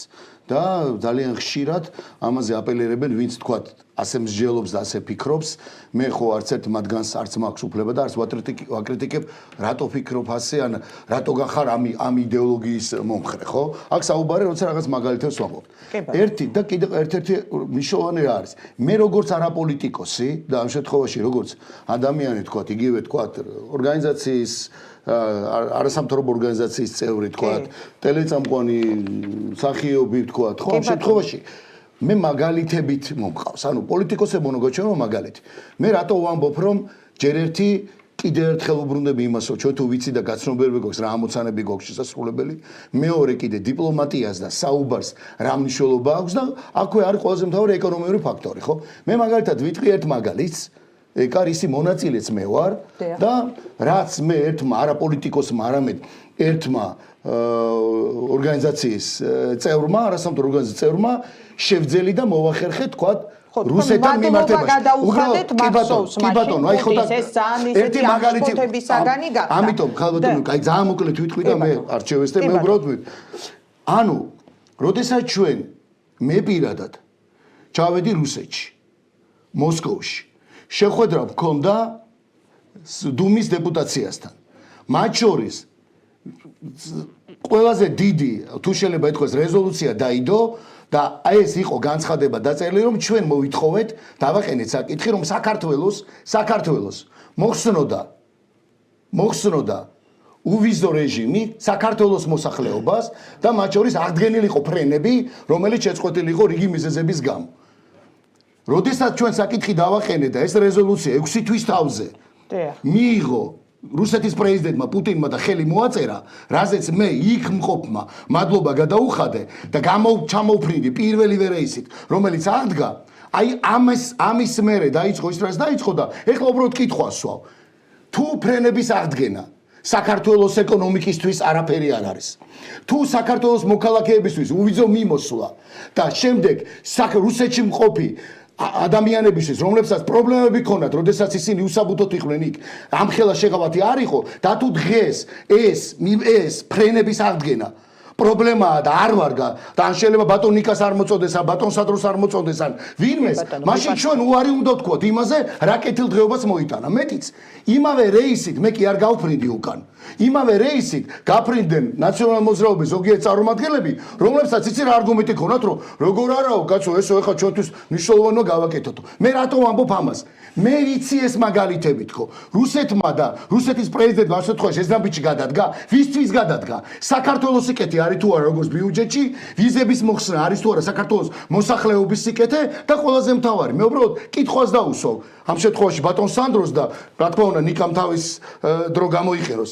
ბატონმა სანდრომ ახსენა ასეთი რა. 30 წლის განმავლობაში ჩვენ რა გვაქვს მიღებული რუსებისგან, სულ რაღაცას ვითხოვ და ასე შემდეგ. მაშინ კითხვას უბრუნებ. ბატონო სანდრო, 30 წლის განმავლობაში რომელი პირობა შეასრულა ევროპამ და ევროკავშირმა და რაც შეგვპირდა, რა შეასრულა. მაპატიეთ 2008 წელს წყალი რომ მოგცა? უბრალოდ რიტორიკულად კი არასო ამ კითხვას. აი ეს მაინტერესებდა. თუ ვადარებთ ქალბატონო ეკა, აუცილებელი არ ასე შევადარებთ. მე მოვიყვანე მაგალითი, რომელიც დღემდე არის და საქართველოს ბიუჯეტში იმფრენების მოხსნიდან, ბატონო სანდრო, თქვენ იცით მილიონობით ლარი შედის, როცა დღეში 7 რეისი სრულდება. ის ხო საქართველოს ეკონომიკაზეა საუბარი და იგივე მოქალაქეებზე რაც მიზა მოიხსნა. ამიტომ აი ეს კითხვას ამიტომ გამიშთა. თუ არის რაიმე ასეთი მაგალითი, კი ბატონო. სანდრო და შემდეგ ნიკა თქვენ დაგიბრუნდებით. კი ბატონო. ბატონო სანდრო. ანუ ის ბენეფიტები რაც მოძდებს ამ პროცესს და შემდგომ საპირწონედ რას ვიღებთ ჩვენ ევროპისგან ან რა მიგვიღია ხო რეალ პოლიტიკის წახნაგი როგორი სასარგებელია იცით ის აბა როგორი დიახ კარგად რომ გოჩს რო აჭმევენ დაკვის წინაშე ეს ამბავია ანუ სიამდვილეში თქვენ მოსაზრებით და მოსარგებელს ამდენი წლის განმავლობაში ბიუჯეტში შედის ეს დაკვრული გოჩი უბრალოდ ბრმა უნდა იყო რომ რუსეთ შეხედო პუტინ შეხედო იმ გარემო იცოდეოდნო მაინც იქ ხდება და დაუშვა რომ ვინმეს აიქ აზრი აქვს რომ რამე სიკეთე გაუკეთოს საქართველოს. უბრალოდ ეს როგორ გითხრათ, აი უხერხულიც არის ამის განხილვა, იმიტომ რომ აი უბრალოდ შევადაროთ, რა ვიცით რუსეთისგან. შორს ვარ წავიდეთ ისტორიულ რაღაც ექსკურსში, აი ჩვენი თანამედროვე დამოუკიდებლობის პერიოდი ავიღოთ. ომი ვიცით, დაპყრობილი ტერიტორიები ვიცით, დახვეწილი ჩვენი მოქალაქეები ვიცით. გაძევებული რუსეთიდან ყველანაირი ეს შეურაცხყოფელი ფორმით და დამამცირებელი ფორმით ვიცით. სადმე რაღაც ოკუპირებული ტერიტორიები გასაგებია გვაქვს. ყველაფერთან ხდებით მაგაზე. ამას ვიცით. კი ბატონო. არა, როგორ ვესაუბროთ ახლა? არსებობს, არ ქრება რუქიდან. ხო და გამოვიდა ფრენებიო და გეგონება ევროპაში თვითმფრინავები არ დაფრინავს და გეგონება ევროპასთან უვიზო მიმოსვლა არ გვაქვს. საბედნიერო ჯერ კიდევ გვაქვს. და ანუ უბრალოდ აი თუ რამე იცი ამ სამყაროზე. თუ რამე იცი ჩვენ ქვეყანაზე. უბრალოდ აი როგორ გითხრათ, მე ამას ვამბობდი ზუსტად, რომ აი ამის თქმა გახდა შესაძლებელი, იმიტომ რომ იგივე თქმა ცოტა ხნის წინ შეწყული იქნებოდა. იმიტომ რომ მთელი ეს პროპაგანდა მათ შორის სახელმწიფოება ამუშავდა ისე რომ მოდით ნელა გავაჯინოთ ხალხში რომ აი ნახეთ პუტინი თქვა ცუდიც არის რა თქმა უნდა იმიტომ რომ აგერ ფრენები აღადგინა ნახეთ თურმე რა კარგია თუ ქართველებზე ზრუნავს აქამდე ხო არ გიგონათ რომ ქართველებზე ზრუნავს ჩვენ სარგებელზე კი ხო და ამიტომ საბოლოო ჯამში საქართველოს ეკონომიკაზე და ქართულ მოსახლეობაზე ვქონია არასდროს არ ყოფილა წინააღმდეგი ზოგადად თქვა ვაჭრობის და ასეთი რაღაცების მაგრამ ჩინეთთან რუსეთთან რა ვიცი გერმანიასთან სამხრეთ აფრიკასთან ვაჭრობა სიკეთეა მაგრამ იმიტომ რომ აი დიდ სურათში იგივე როგორ ნახეთ როგორი სურათი დაალაგდა აქ ევროპაში რაღაც კონფლიქტებია იქ პრობლემები ერთმანეთს ჭამენ ასე ისე ნუ რუმინეთი და ბულგარეთი წლებია წევრია და ეკონომიკური კოლაფსებია ძალიან ხო დამასრულებელი კი არა კონტრარგუმენტი არა არის კონტრარგუმენტი როგორ შეიძლება კონტრარგუმენტი იყოს რა შვაში უბრალოდ მომისმინოს ლაპარაკობ ხო და უყურე როგორ დაიხატეს რომ ევროპაში რაღაც ხდება ცუდი ასე ისე და რუსეთიდან პირდაპირ ფრენები და სიკეთე მოდის. დები აი ეს სურათი მე მინდა უბრალოდ მაყურებელს აუხსნა რომ ზოგადად ასე მუშაობს პროპაგანდა რომ აი აქ შენი მტერია რომელიც ცალსახალ მტერია რომელიც არასდროს პატივს არ ცემდა როგორც მეოთხე ხონერს ისე გიყურებდა. იყავი შენთვის თამადა და ესა ჯამბაზი რომ გაართო ასე გიყურებს სულ. არასდროს შემხარეს არ იყო. ეხა რო ყოფილიყავი მასთან ახლოს მოგიწევდა უკრაინაში მის მხარეს ომობა და დაიხოცებოდი. როგორც ოსები დაიხოცენ, აფხაზები როგორ დაიხოცნენ. ხო და მეორე მხარეს არის ბევრად წინწასული, აი რამდენიმე თაობით წინწასული სამყარო, რომელსაც ადამიანს უფრო მეტად აფასებენ, რომელშიც შენ არავინ არ გეუბნება, რომ შენ რაღაც მეოთხეარისხოვანი ადამიანი ხარ. უბრალოდ შენ ერთ-ერთი რაც მოგეთხოვება უბრალოდ შენი შიდა წესრიგი ისე მოაწყო რომ თავსებადი იყოს იმ წესრიგთან. ხო, მაგრამ წესრიგი წერენ იქედან მოსკოვის მექანიზმები, გაწერილი კონკრეტული კანონები, ამაზე მიიღე იმაზე მიიღე. წესრიგი ჯერ ახლოსაც არის იმ წესრიგთან, რომელიც იმიტომ რომ თავარი რაღაცა ვერ შევძელით, რომ ბატონ პატრონის გარეშე ცხოვრება, რომ ერთპიროვნული მართლობა დავასრულოთ, რომ ჩვენო მოქალაქეებმა დაინჯერონ, რომ ეს ქვეყანა მათია. პირდაპირ გაგებით რომ მათიც გახდეს და სახელმწიფო საკუთრება არ ვარჯოთ 80%. ანუ სიამდვილეში აი ელემენტარული რაღაცები რაც დასავლურ ცივილიზაციას ახასიათებს და ჩვენ გეუბნებიან აი ამას თუ გააკეთებთ მაშინ დავახლოვდები და ჩვენ ვთქვით, არა, იცით რა, ჩვენ არ გვინდა არც წესიერი სასამართლო, არც საკუთრების უფლებას დაცულობა, არც თქვის თავისუფლება, რამეს მეტყვის სიტყვის თავისუფლებაზე, ვიპოვეთ სადმე გერმანიაში ან სადღაც ინგლისში რაღაც. აი შეც ცუდი პრობლემა გაქვს, რომ მე მეტყვი რამეს საკუთრებაზე, აბა იქ როგორ დაარღვიო და სულ ასე მუშაობს პროპაგანდა, იმიტომ რომ 64 არსადა არის.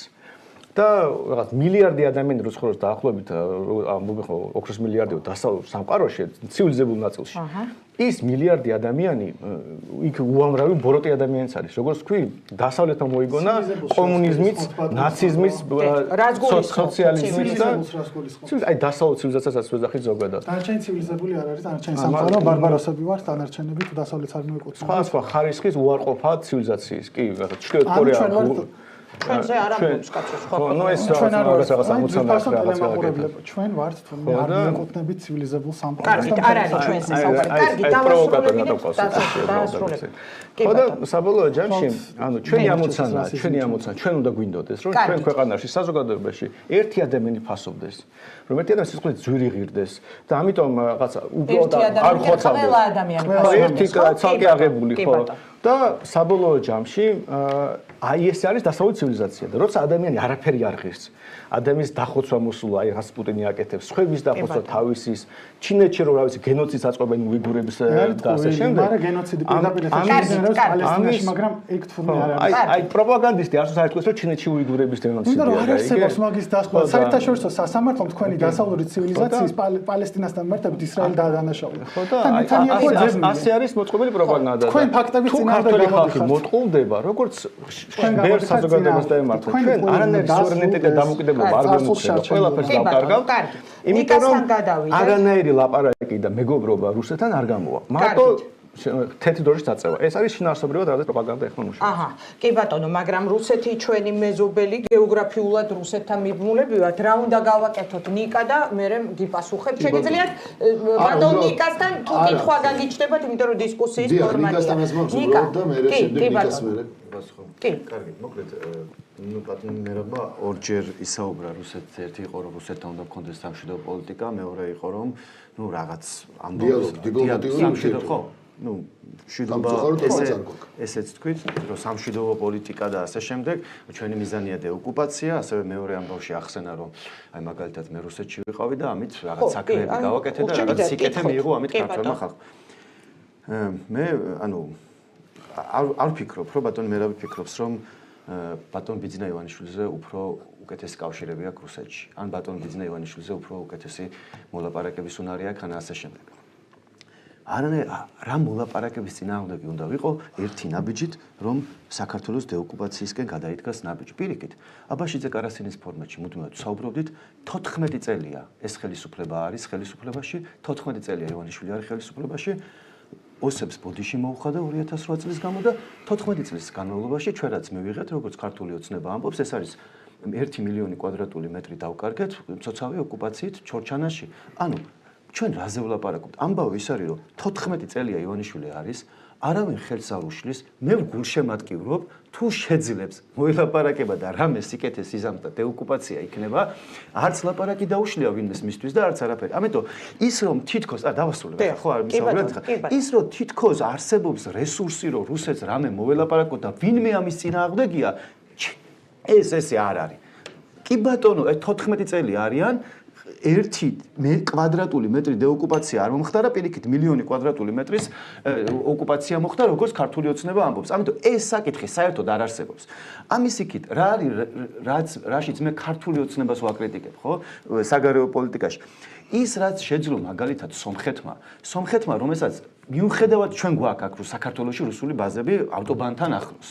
მაგრამ სომხეთსაც აქვს რუსული ბაზები გიუმში, მაგრამ სომხეთს რომ აქვს რუსული ბაზები, სომხეთს არ აქვს პოლიტიკა, რომ ეხა არ ქონია მთელი ეს წლები, შეიძლება სადღაც რაღაცი თქვა, რომ აი დასავლეთი ომში ითრევდა. პირიქით იქ მაღალტექნოლოგიური ინვესტიციები შედის NVIDIA-ს ჩიპებთან დაკავშირებით. მაგალითად იქ ატომური ელექტროსადგურს შეერთებული შტატების ინვესტიციით საუბარია, რომ უნდა ააშენონ და იქ ხდება ისე, რომ კი არსებობს რუსეთის ფაქტორი, მაგრამ არ გადაუკიდებიათ მთელი დასავლეთი და დასავლური ინვესტიციები შეაქვთ. მაღალტექნოლოგიური ინვესტიციები შეაქვთ და ეკონომიკაც განავითარეს. ამიტომ ჩვენ ვამბობთ იმას, რომ დასავლეთის გადამტერება, როცა თავარი სივრცე სადაც შენ უნდა განვითარდე და სადაც შენი თავის რეალიზება უნდა მოხდნო არის დასავლეთი არის არასწორი. აი ბატონმა რევაზმა ახსენა რომ არ მომწონსო რომ Facebook პოსტების გამო დიდ ბრიტანეთში ადამიანებს აკავებენ.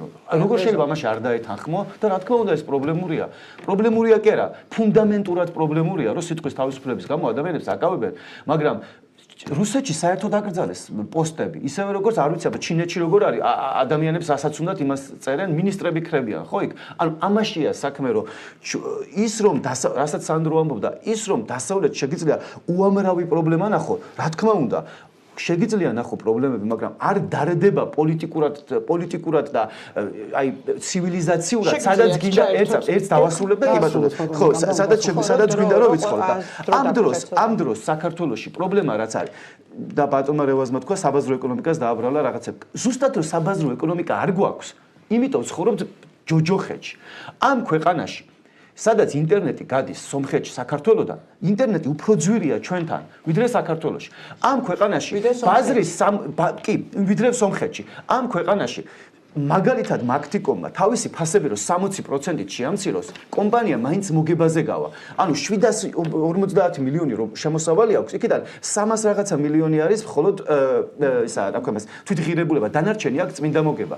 ამ ქვეყანაში 4 თვის წინ გამოვიდა პრემიერ-მინისტრი, თქვა რომ ფასებს დაუწევო, სუსი შეიყვანა, 4 თვე გავიდა და საქსტატის ინფორმაციას თუ შეხვალთ და საქსტატიდან ამოიღებთ ინფორმაციას, ფასები არის გაზრდილი, კი არ არის შემცირებული და გვაქვს მათ შორის რეგულაციები კი არა, ურბანული ჯოჯოხეთი გვაქვს მაგალითად, ის რაც ხდება ბათუმში, აშენებულია მაგალითად ხიმშიაშვილის გამზირზე 3 უზარმაზარი კომპლექსი, სადაც 10000 ბინა არის ერთი პარკინგის გარეშე, ხო? ანუ და ფეხით ვერ გაივლი ვერც თბილისში და საზოგადოებრივი ტრანსპორტი არ არის. მაგაში ალბათ არც რუსეთია დამნაშავე ეგ არის დასავლეთი. ანუ დასავლეთიდან თუ გვინდა რამე გადმოვიღოთ, უნდა იყოს საჯარო ინფრასტრუქტურა, უნდა გქონდეს კარგი, უნდა გქონდეს ის რომ დასავლეთთან გვინდოდეს ადამიანის უფლებების გადმოღება, მაგრამ ჯამში რომ შევაჯამო და მოვჩები, თუ შევხედავთ, სადაც ვცხოვრობთ, 14 წელია ბიძინა ივანიშვილიზე უკეთესი კაცი თუ ეგულება ვინმეს, ვინც რუსეთთან მოილაპარაკებდა, თქვას და რომ მე ვაჯობებ ბიძინას ეწამ რუსეთთან მოლაპარაკებაში. 14 წელია ივანიშვილი არის და 1 მილიონი კვადრატული მეტრის ანექსია მოხდა პირიქით. ამიტომ რუსეთთან მიმართებით ის რომ რუსეთთან შეიძლება ლაპარაკით დაულაგდეთ, მე ხედავ რომ ეგ არ არის. ისევე როგორც Facebook პოსტების ბლოკვა და ამის გამო ციხეში წასვლა თუ გვადარდებს ბრიტანეთში, უნდა გვადარდებდეს ჩინეთშიც და უნდა გვადარდებდეს რუსეთშიც. ამიტომ ჩვენი პოლიტიკა რაც უნდა იყოს, არის რომ რუსეთთანაც უნდა ვიყოთ ფრთხილები და თუ შეგვიძლია ეკონომიკური სარგებელი მივიღოთ, ჩინეთიდანაც თუ შეგვიძლია უნდა მივიღოთ ვაჭრობაც, ეკონომიკური სარგებელიც და ტექნოლოგიებიც, მაგრამ ფუნდამენტურად იმ აზრის ეჭქვეშ დაყენება, სად არის საქართველოს ადგილი, რომელ ცივილიზაციაში, დასავლურ ცივილიზაციაში თუ სხვა იქნება ეს პოლიტიკური ისლამის ცივილიზაცია თუ ჩინური ცივილიზაცია, ჩვენი ადგილი არის ევროპაში. თქვენი პოზიციები მკაფიო ასევე ბატონ სანდროც ამ საკვანძო საკითხში ეთანხმება, ხო, ევროპაში. თუმცა მოდით მე პატარა ჩემს რეპლიკასავით გავაკეთებ, აი თქვენ რაზეც საუბრობთ, ხო, ჩინეთთან ურთიერთობაში არც ჩინეთის, არც სხვა ქვეყნების, ასე ვთქვათ, ძირითადად ეს ვერბალური ნაწილი, მაინც საქართველოსთან ურთიერთობაში არ ყოფილა ისეთი ვთქვათ, როგორიც პაველ ხერჩისკის გუშინდელი თუ გუშინწინდელი განცხადება და სხვათა განცხადებები, მაიკლ როთის და სხვათა ბუნდესტაგის ზომბილი წარმომადგენლის გერმანიაში ცხოვრობთ და იმიტომ გამოვიშვირეთ თქვენსკენ. შესაბამისად, მაშინ აი სამხრივად ხომ არ ვუყურებთ ჩვენ ევროპასთან ურთიერთობას და იმიტომ რომ ჩვენ პატარები ვართ, სულ უნდა ველოლიავოთ და ყველა მის წეს დავემორჩილოთ და ჩვენ როგორც სუვერენულ სახელმწიფოს არ გვაქვს უფლება თუ კი იმავეს ჩვენ რუსეთთან ურთიერთობაში მუდმივად ხაზგასმით ვამბობ რომ არ შეიძლება დიდი ძმის და რაღაცა თავში ჩამწკმელის პოზიციიდან მუდმივად კვარნახობდეთ ჩვენ საგარეო პოლიტიკურ კონტურებს, რატომ არ შეგვიძლია ევროპასთან, რომელიც ამ შემავალი ევროკავშირის სახელმწიფოების სრულუფლებიან სუვერენიტეტს იცავს ყველა ქვეყნის საშინაო საქმეებში, ჩვენ ვიყოთ ასეთები. თუნდაც იმავე კანონებთან მიმართებაში. გვაქვს თუ არა უფლება სამხედრო ოპერაცია დავიწყოთ ცხინვალში ან ოსეთში? უფლება გვაქვს რა ეს საერთოდ როგორ თქვი ეს? რა თქმა უნდა უფლება შეიძლება გაქვს, მაგრამ გაწყობს, პოლიტიკურად სწორია, ხო, მაგრამ რამენაირად ევროპა სწორია, არ უნდა მართლაც რამენაირად სწორია, უფლებებზე თუ მივდივართ, ეგეთი სუვერენიტეტი, აბსოლუტური სუვერენიტეტი, ჩვენ არც ბირთვული ბომბები გვაქვს შავ ზღვაში, წყალქვეშა ნავში დამალული, არც იმდენი ვართ 400 მილიონი ვართ და არც ეგეთი ეკონომიკა გვაქვს. უფლებებზე თუ მიდგება საქმე, ჩვენ უფლება გვაქვს საერთოდ რომ, რა ვიცი, ფსოუზე ვიყოთ, მაგრამ ვერ ვართ, გავიგე, რასაც ამბობ, მაგრამ პარლამენტი თუ არ უნდა გადავიკიდოთ რუსეთი, თუ უნდა გამოვიყენოთ ჩინეთი, ჩვენ უნდა შევძლოთ ჩვენი პოლიტიკით ევროპაც გამოვიყენოთ ჩვენ მაშინ მე ხლა გადავალ სტუმრებთან და მოსკოვის მექანიზმს შეგახსენებ, სადაც გაწერილია კონკრეტული მუხლები არ უნდა მიიღოს საქართველოს სახელმწიფომ. აქ რა უფლებებზეა საუბარი, ხო? მეუბნება რომ იმავე იმ კანონებთან ეროვნული იდენტობის შესახებ კანონი პროექტი უკან უნდა გაიწვიოს პარლამენტმა, არ არის ქვეყნის შიდა საკანონმდებლო ბაზა. და შემდეგ რო არ წავართვა. ნიკას იმიტომ რომ არა, ხო, უბრალოდ, მაგრამ რას თქვა, უბრალოდ რეპლიკის სახით ხო, რუსეთთან კავშირები. მოკლედ ჯერეთი ხო, ყველას ბუნებრივია და მოგცეთ დრო. არანაირი ამბიცია არც მაქვს და ღმერთო დავიფაროს რაიმე ბიძინა ივანიშვილის რაიმე კავშირი ან თქვა რაღაცა მის ისტორიასთან რამე შეხება მქონეს რუსეთთან დაკავშირებით. ამიტომ აქედან გამომდინარე მე უბრალოდ მინდა ვთქვა ისე უბრუნდები რითიც დავიწყე და რაზეც სხვა შორის ნიკას თავიდან ის დასაწყისი იყო მაპროვოცირებელი რომ სხვა ასე მესაუბრა და ვფიქრობ ძალიან კარგად დაიწყო მაშინ ნიკამ და იმიტომ ისე უბრუნდები ჩვენ ამოცანას. ნიკა მე ვთქვი რომ მე ჯერ ერთი იქ რა ვიცი რუსეთში ვერც დამალულად ვერ ჩახვალ, ვერ ჩაფრინდები. ვერც იმ სათათბირო დუმაში ვერ შეხვალ და ბუნებრივია რა თქმა უნდა რაღაც კავშირებიდან გამომდინარე მოუხდი სადაც რუსეთის პარლამენტ რუსეთის დუმის დეპუტაციამ მიიღო ეს გადაწყვეტილება რეზოლუცია რითიც შევედით და ეს ორი რამ მოხდა საქართველოსთან მიმართებაში. ერთი მე უბრალოდ კითხვა მაქვს ეს რაც მოხდა ერთის და მეორეც არის თუ არა საქართველოსთვის სიკეთე კონკრეტულად თუნდაც ეკონომიკური კუთხით და თუნდაც იმ კუთხით რომ ისევ იმ მიზნის სავალ შეიძლება შორეული პერსპექტივაა, მაგრამ იმედი მაქვს რომ არ იქნება შორეული პერსპექტივა თუ ჩვენ აი ესე წავალ და თუ პოლიტიკოსებს ექნება ეს მე და შენ და ვერ ვწყვიტავ ჩვენ ხო? ერთი არის თუ არა ეს სიკეთე უბრალოდ ეს თქვი და თუ ეს სიკეთი არ არის და თუ ეს ხალხთა შორის დიალოგი არ არის და იჩატეხილი ხიდები რაც არის სხვა რაც იყო სამწუხაროდ ეს თუ ამისთვის არ არის მას უბრალოდ შენ არ მაინტერესებს ან მოგწონს და არ ახარ ამის მომხრე ან უბრალოდ სხვა თემა მე და მეორე კიდე შენ ასევე და კიდე პატარა კითხვა მინდოდა რომ დამესვა შენ ახსენე თავიდან და თქვი რომ ჩვენ არავინ არ უნდა ვაქო დავადიდოთ რაზეა ლაპარაკი ჩვენ არავინ არ უნდა რაც ქება დიდებას ნიშნავს თორე ისე როგორ არ უნდა თქვა ერთმანეთზე უნდა თქვა კარგი თუ უნდა თქვა ჩვენი პრობლემა რაც არის ჩვენ მხოლოდ ერთმანეთის მტრები ვართ ხო სხვა კი არავინ მაგრამ თუ არც უნდა ვაქო დავადიდოთ არც უნდა ვაგინოთ და ის ლიტერატურაც უნდა შევცვალოთ სამწუხაროდ მაგალითად რაც მოხდა თუნდაც სპორტის სასახლეში ევროპის ჩემპიონატი რო ტარდებოდა ძიუდოში აი უბრალოდ რაც იქ მოხდა ამიტომ ჩემგან მოისმინეთ რა არა ნიკა მე უბრალოდ რატო ვამბობ თქო რა თქმა უნდა არა მაგრამ იმიტომ კიდე ეთხოვ ზუსტად მაგან მიბიძგა იმისკენ რომ არ უნდა ვაქო დავადიდო მით უმეტეს უაზროდ და გუგული და იმის მამალისის არ უნდა კრილოვისი გავარაკის არ იყოს არ სამდგომარეობაში არ უნდა ვიყოთ რომ მხოლოდ ერთმანეთი ვაქოთ მაგრამ არც უნდა ვაგინოთ იმიტომ რომ დღეს მსოფლიო პოლიტიკა ძალიან შეიცვალა და მე კი არ მომწონს და მე ჩემ მოწონებაზე კი არაა და ვაიმე პუტინი და რაღაც პუტინის პროპაგანდისტი კი არ ვარ არამედ როცა დღეს მსოფლიო პოლიტიკა ესე და გეოპოლიტიკა ესე ჩამოყალიბდა რომ დღე-დღეზე ველოდებით სადაც პუტინი ტრამპი და სი ძინპინი ერთმანეთს ჩინეთში შეხვდებიან აი ამ რაციონალური მსჯელობიდან გამომდინარე აქედან ლაპარაკობ რომ რა თქმა უნდა ყველა სიკეთე უნდა წამოვიღოთ პუტინთან პირველი სიკეთე არის თუ არა ვაჭრობა და ფრენების აღდგენა და ვიზების მოხსნა არის თუ არა ქართული ხალხისთვის სიკეთე მაგაზე ჩემი პოზიცია არის რომ საქართველოს არ უნდა კონდეს საქართველოს უნდა შეძლოს და არავისთან არ უნდა კონდეს ეკონომიკური დაპირისპირება და ეკონომიკური შესაძლებლობები უნდა გამოიყენოს პირველი მეორე ჩემ აზრს მაინც ვიტყვი იმასთან დაკავშირებით რატომ მოხდა ეს ჩემი აზრით მას მერე რაც ევროპა სანქციების პოლიტიკა დაიწყო რუსეთთან რუსეთს აწყობდა ეს ამ ყველაფერს ასე გაკეთება და არ მგონია რომ რომელიმე ერთი ან რამდენიმე ადამიანის პოლიტიკის შედეგი ყოფილიყო ეს რუსეთს რაც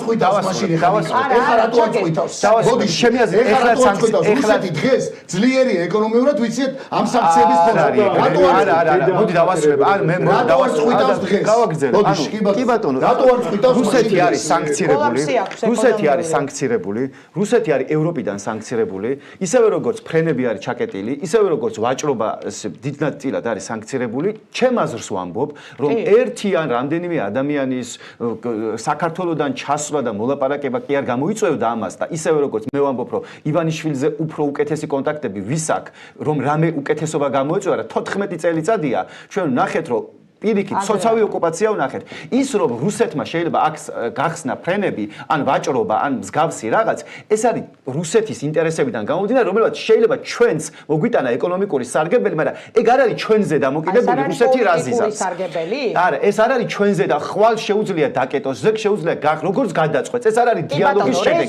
მე მოიცეთ ერთი წამით, პირველი ეს იყო და მეორე კითხვა დინებაზე და ქებადიდებას. არა, ხო და მე არ ვამბობ ზუსტად არავინ არ უნდა ვაგინოთ. ისევე როგორც არ შეიძლება რაც არ უნდა მოხდეს, არ შეიძლება კაია კალასზე 10-ჯერ მეცვამს დიმიტრი მედვედევი, ან შეიძლება, არ ვიცი, შეიძლება ცუდი განცხადება ან ცუდი ქმედება 100-ჯერ მეტი გაუკეთებია, სულ რო დაუშვათ ლოგიკა, რომ კაია კალას რაღაც საქართველოსთვის კარგი არ უნდა, მაგრამ როდესაც ხელისუფლების წარმომადგენლები კაია კალას ესე მოიხსენიებენ და დიმიტრი მედვედევთან ჩუმად არიან, მე ჩემი პოზიცია არის ის, რომ ნუ ვიქცევით ისე რომ ვითომ ევროპას 20 ტრილიონი ეკონომიკის მქონე ევროპას ველაპარაკებით ისე ვითომ ჩვენი ტოლი და სწორია და რუსეთი რომელიც ეკონომიკაც 2 ტრილიონია ველაპარაკებით ისე რომ ამასთან არაფერი არ შეიძლება ჩვენი ინტერესებიდან გამომდინარე უნდა გქონდეს კი ბატონო რეალური პოლიტიკა და ამ რეალური პოლიტიკამ უნდა მოიტანოს ის რომ საქართველოში იქნება მშვიდობაც და ჯამში რაც შეძლოს სომხეთმა რომ მშვიდობაც არის არც გიუმრის ბაზას დასხმია თავს და ამერიკული ინვესტიციებიც შედის მაღალ ტექნოლოგიური ეგეც უნდა შევძლოთ ჩვენ ეგ იქნებოდა სწორი პოლიტიკა დაასრულებს რევას რუსეთთან გვინდა კენჭების სროლა ბოსტანში მოსამულობა ის არის რომ 40 თუ 30 კილომეტრში არის თბილისიდან რუსეთის ჯარი განსხვავებით ევროპისგან რომელიც ერთიანი არ არის და ну კაია კალას თვითონ ევროპაშიც დასცინიან უბრალოდ მინდა გითხრათ მისი დამოკიდებულებებით რაც მან განაცხადა მეორე მსოფლიო ომზე იმიტომ რომ შესაძ გვაქვს პრეტენზია ცოდის მონოპოლიაზე ნებისმიერ პოლიტიკოს უნდა უფრო მყარად ქონდეს ჩვენ ფაქტები გამყარებული.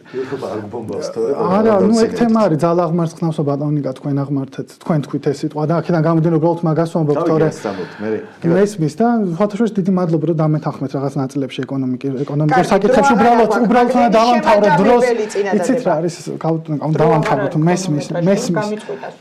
მესმის ჩვენი არის რომ ჩვენ მოვიქცეთ გონივრულად, ჩვენ უნდა ვიყოთ, არ არის საჭირო თავი წამოვყოთ იქ, სადაც ჩვენ ძალა არ გვაქვს, არ არის საჭირო შევარდეთ კონფლიქტებში, ჩვენი საქმე გავაკეთოთ და ჩვენი მთავარი მიზანი უნდა იყოს სოციო-ეკონომიკური საკითხების წინ წამოწევა და ამ საკითხებზე პარტიებს შორის, ამ პოლიტიკოსებს შორის პაექრომ მე დავიღალე რეალურად მხოლოდ საგარეო პოლიტიკაზე საუბრით, იმიტომ რომ დღევანდელ დღეს ხალხი ქვეყნიდან გარბის სოციო-ეკონომიკური მოცემულობიდან და გადადუღებული თავისუფალი ბაზრიდან, იმიტომ ერთსაც ვიტყვი, იმიტომ რომ ჩვენთან ევროპა იყო 35 წელი ხელშეუხებელი, უბრალოდ უკრაინის ომამდე, სანამ მთავრობამ არ შევიდა მათთან დაპირისპირებაში და ღმერთებად იყვნენ და დაახლოებით იგივე არის ეკონომიკურ პოლიტიკაშიც თავისუფალი ბაზარი ხელშეუხებელი იყო და აქაც შეგვიძლია დებატები და აქაც შეგვიძლია განხილვა როგორ და რანაირად ძალიან მოკლედ ერთი წუთიც აღარ არის ძალიან მოკლედ რომ მინდა მაყურებელს უთქვა რომ აი ეს პროპაგანდა ანტიდასავლური სულ უფრო და უფრო ძლიერი იქნება სულ უფრო მეც მოგიყვებიან რომ დასავლეთში რაღაც ხდება რაღაც პრობლემა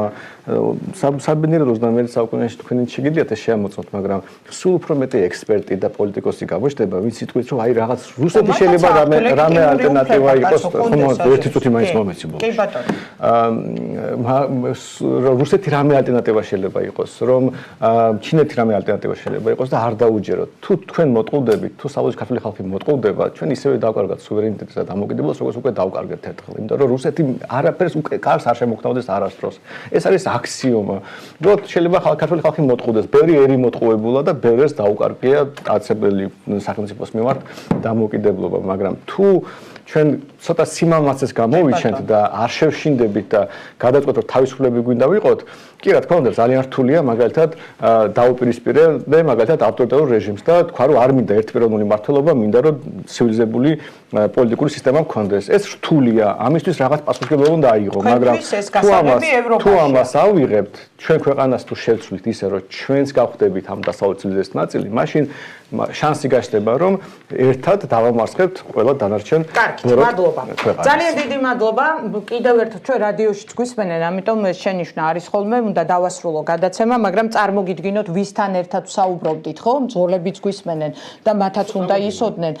კი, მაგრამ ხო შეიძლება ახლა შემოგვერთდნენ, ამიტომ ეს შენიშვნაც მიღებულია ნიკა ობოლაძე, ოპოზიციონერი პოლიტიკოსი, ალექსანდრე რაქვიაშვილი, გირჩის ერთ-ერთი ლიდერი, რევაზ კარანაძე, პოლიტეკონომისტი, ექსპერტი და ბატონი მერაბ ჭიქაშვილი, საქართველოს ტალღის დამფუძნებელი არასამთავრობო სექტორი. კიდევ ერთხელ დიდი მადლობა. მოდით გავეცნოთ ინტერაქტივის კითხვა იყო, ეთანხმებით თუ არა ხელისუფლების საგარეო კურსს და მოცემულობა გვაქვს ასეთი 1063 ზარი არის შემოსული, 73% ამბობს, რომ დიახ, ეთანხმება ხელისუფლების საგარეო კურსს, 24% ამბობს, რომ არა, ხოლო 3% მიჭირს პასუხის გაცემა. ასეთი იყო ინტერაქტივი, ანალოგიური სურათია YouTube არხზეც. ძალიან დიდი მადლობა კიდევ ერთხელ მსმენელს და მაყურებელს. თითქმის ყველა პლატფორმაზე ვართ ჩვენ წარმოდგენილი, როგორც ტელევიზიით, ასევე რადიოთი, YouTube არხზე და სოციალური მედიით. თქვენ უყურებდით დისკუსიას, პოლიტიკურ საზოგადოებრივ ხასიათის დისკუსიას ეკა სეხნიაშვილთან ერთად Georgian Times-ის პირდაპირ ეთერში.